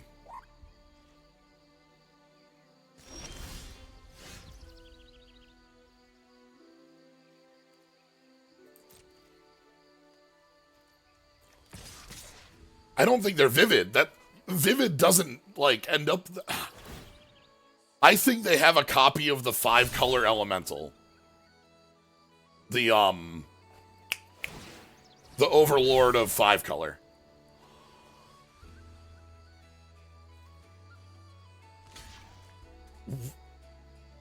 Because, like, one-off basics doesn't scream Vivid. The payoffs don't play that way, you know what I mean? They aren't even... They aren't keeping cards in play that way either. I think it's the 5-color elemental. It's like blue-white hybrid, white-green hybrid. It's all hybrids. This thing. Yeah, that's the card. Okay, they also can be playing Vivid because it's a 5-color card anyway. I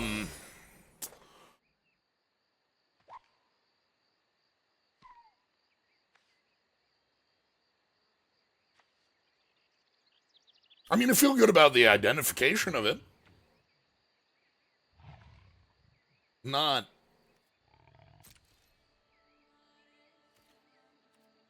sure about the answer, mind you. So this doubles up on hybrid spells, which means they double up on Vibrance if they... Oh my god. Yeah, okay.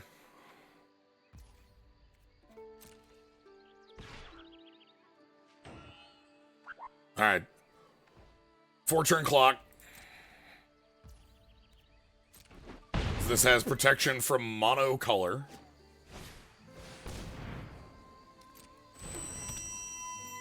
That's a 4/4 they can turn on. I'm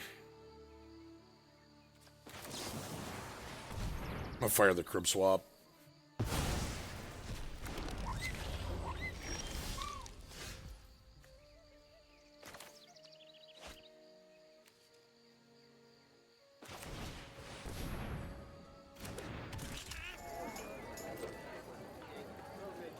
What are we looking for? So 4 mana to turn this onto a 4/4 trade with the Stoneback.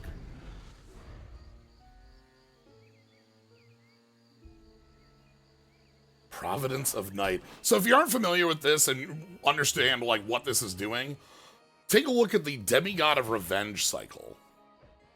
They're 5 mana, like 5 hybrid mana, red black, red black, red black, red black, red black, which are these spirit avatars with like really cool abilities. This is made to be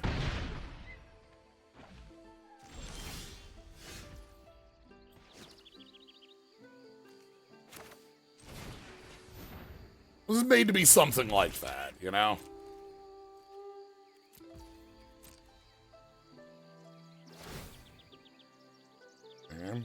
I don't want Bloom Tender, thank you very much. But yeah, so like rather than being 5 of the same hybrid, this is 5 like ally hybrid. Blue, white, white, black, black, red, red, green, green, white.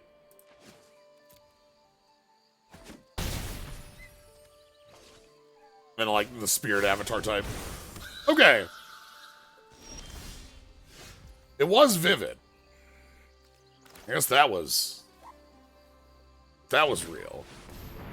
I didn't think it was like just, I thought they were just like green splashing, but they definitely have the vivid things going on. All right, let's get you in. So we're trying to lie to our opponent.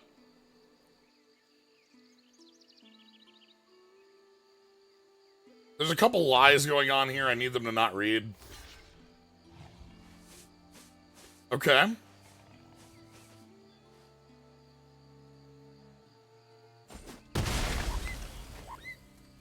The first of the lies has come down.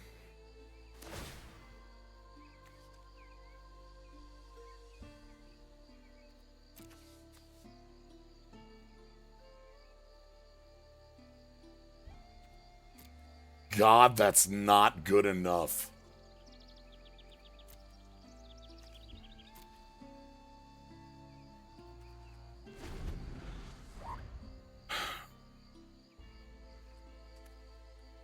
We don't have a...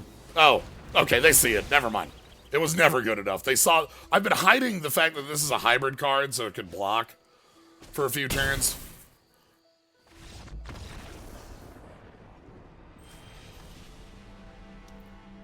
I've been trying to use that as a way to, like, get a full out. I'm so happy. Okay, you know what? Our goals have been achieved. Our last 3 opponents all were using some pretty high, wild, vivid, like alchemy things. 5-color nonsense, pile of merfolk, open 20 spellbooks. And that's what we're here for. Like, well, I'm in the alchemy queue to be playing alchemy. Right? Like, of course. We still went 4-3. Deck still functioned as we wanted. Let's go ahead and open up some packs, take a look at some these are just normal packs.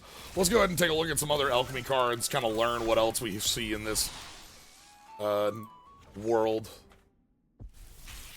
That's exactly what I want to see, though. I'm so happy for it. Okay. Yeah, the Rift, the Hex Hag. The Reflective Rhymekin seems like it's got a lot of power because it doubles up on, like, Stomp and stuff. Elvish Elegy is also terrifying with that Wishbone. It's like a dual flute. One for the living and one for the dead. With a skeleton, like, oh my goodness. I'm just taking in this. The dirge for the dead and the elegy for the living. That's cool.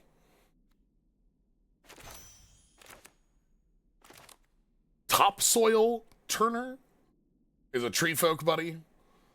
Tree folk and forests tap for double. It gives this deck some like wild ramp. It's also like a 2/4 reach body, which, as we saw in that match against the Fae pile, this would have answered every creature they played forever. Belliff Call is like small. It's also, again, it's got a very cool look. I like the thoughts that we're pulling in the thought weft link here. The Margaret Organ Keen art.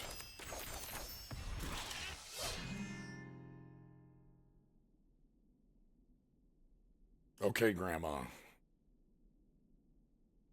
Grandma calls up a second copy of a Kithkin, and then also they got some incredible stories, this warrior bard. When this enchantment enters, creatures in your graveyard get +1/+1, Blight X, return this enchantment to its owner's hand. Return target creature with mana value X or less from your graveyard to the battlefield. X can't be greater than the greatest toughness among creatures you control. Activate as a sort. Recurring Nightmare. Hello. How you doing? That's terrifying. It even pumps everything, and then picks up based on mana value, not toughness. A terrifying piece for the goblin pile that really wants to be able to keep making and killing creatures.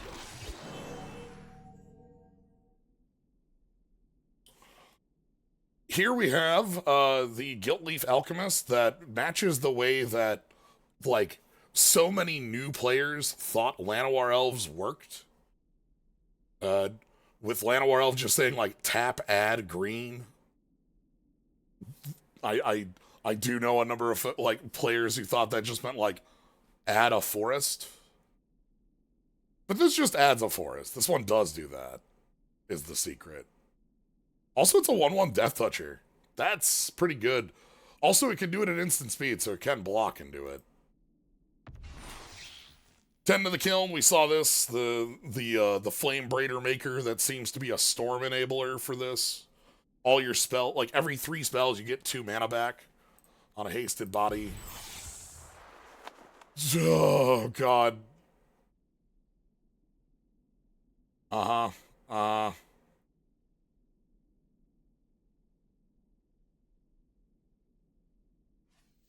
Again, just the flying double team on that is terrifying. There have been a couple alchemy cards that have flying double team, and that's like, oh god, that alone is enough to make me, like, terrified and limited.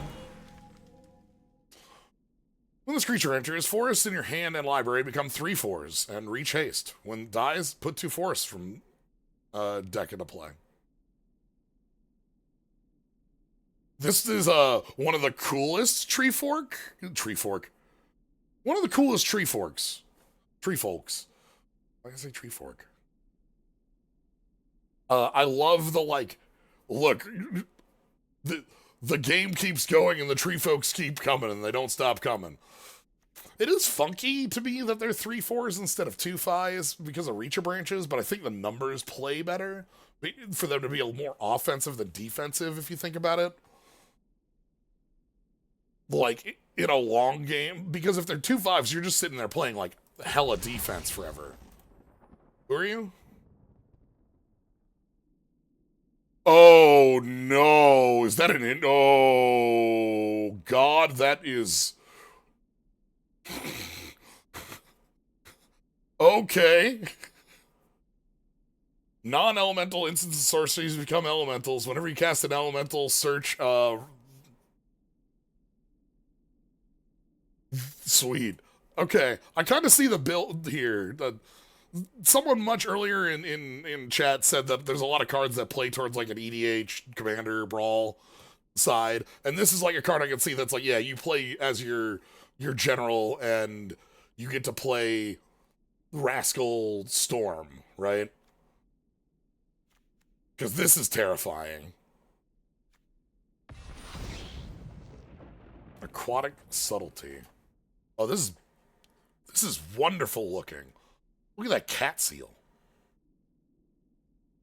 Draw 2 cards and discard 2 cards. Blue cards in your hand perpetually gain evoke. Exile a blue card. Blue creature cards. So you play this on turn 3 and then, like, evoke Atraxa? Obviously, the subtlety part of this is the elemental that gives that. Subtlety being the pitch elemental. Atraxa is blue. Or, like, Sunderflock, things like that. This is a constructed combo piece rather than a limited card. This is maybe more of a... Anyway, that's going to be it for tonight. We've been going for about 3 hours, 3.5. So, we'll go ahead and call it here, finish things up. Tomorrow, more trails. Wednesday, more Caravan Heart. I do not believe there will be a Little Town Hero this week. So keep an eye out for that. It's getting a little bit more time to stretch its legs. Go check that out on the VODs if you haven't. I highly recommend it. And then Slay the Spire on Fridays. Anyway, thank y'all for joining. Hope you had a fun time. Glad you're here. I know this one was two drafts. Hope you had a fun time with both. So, thank you all for joining. Follow, subscribe, Cool Skulls, Slimes, Mole Drifters, Mimics. But if you're just here having a good time, can't ask for more. Thank you all for joining. Have a good night, everybody.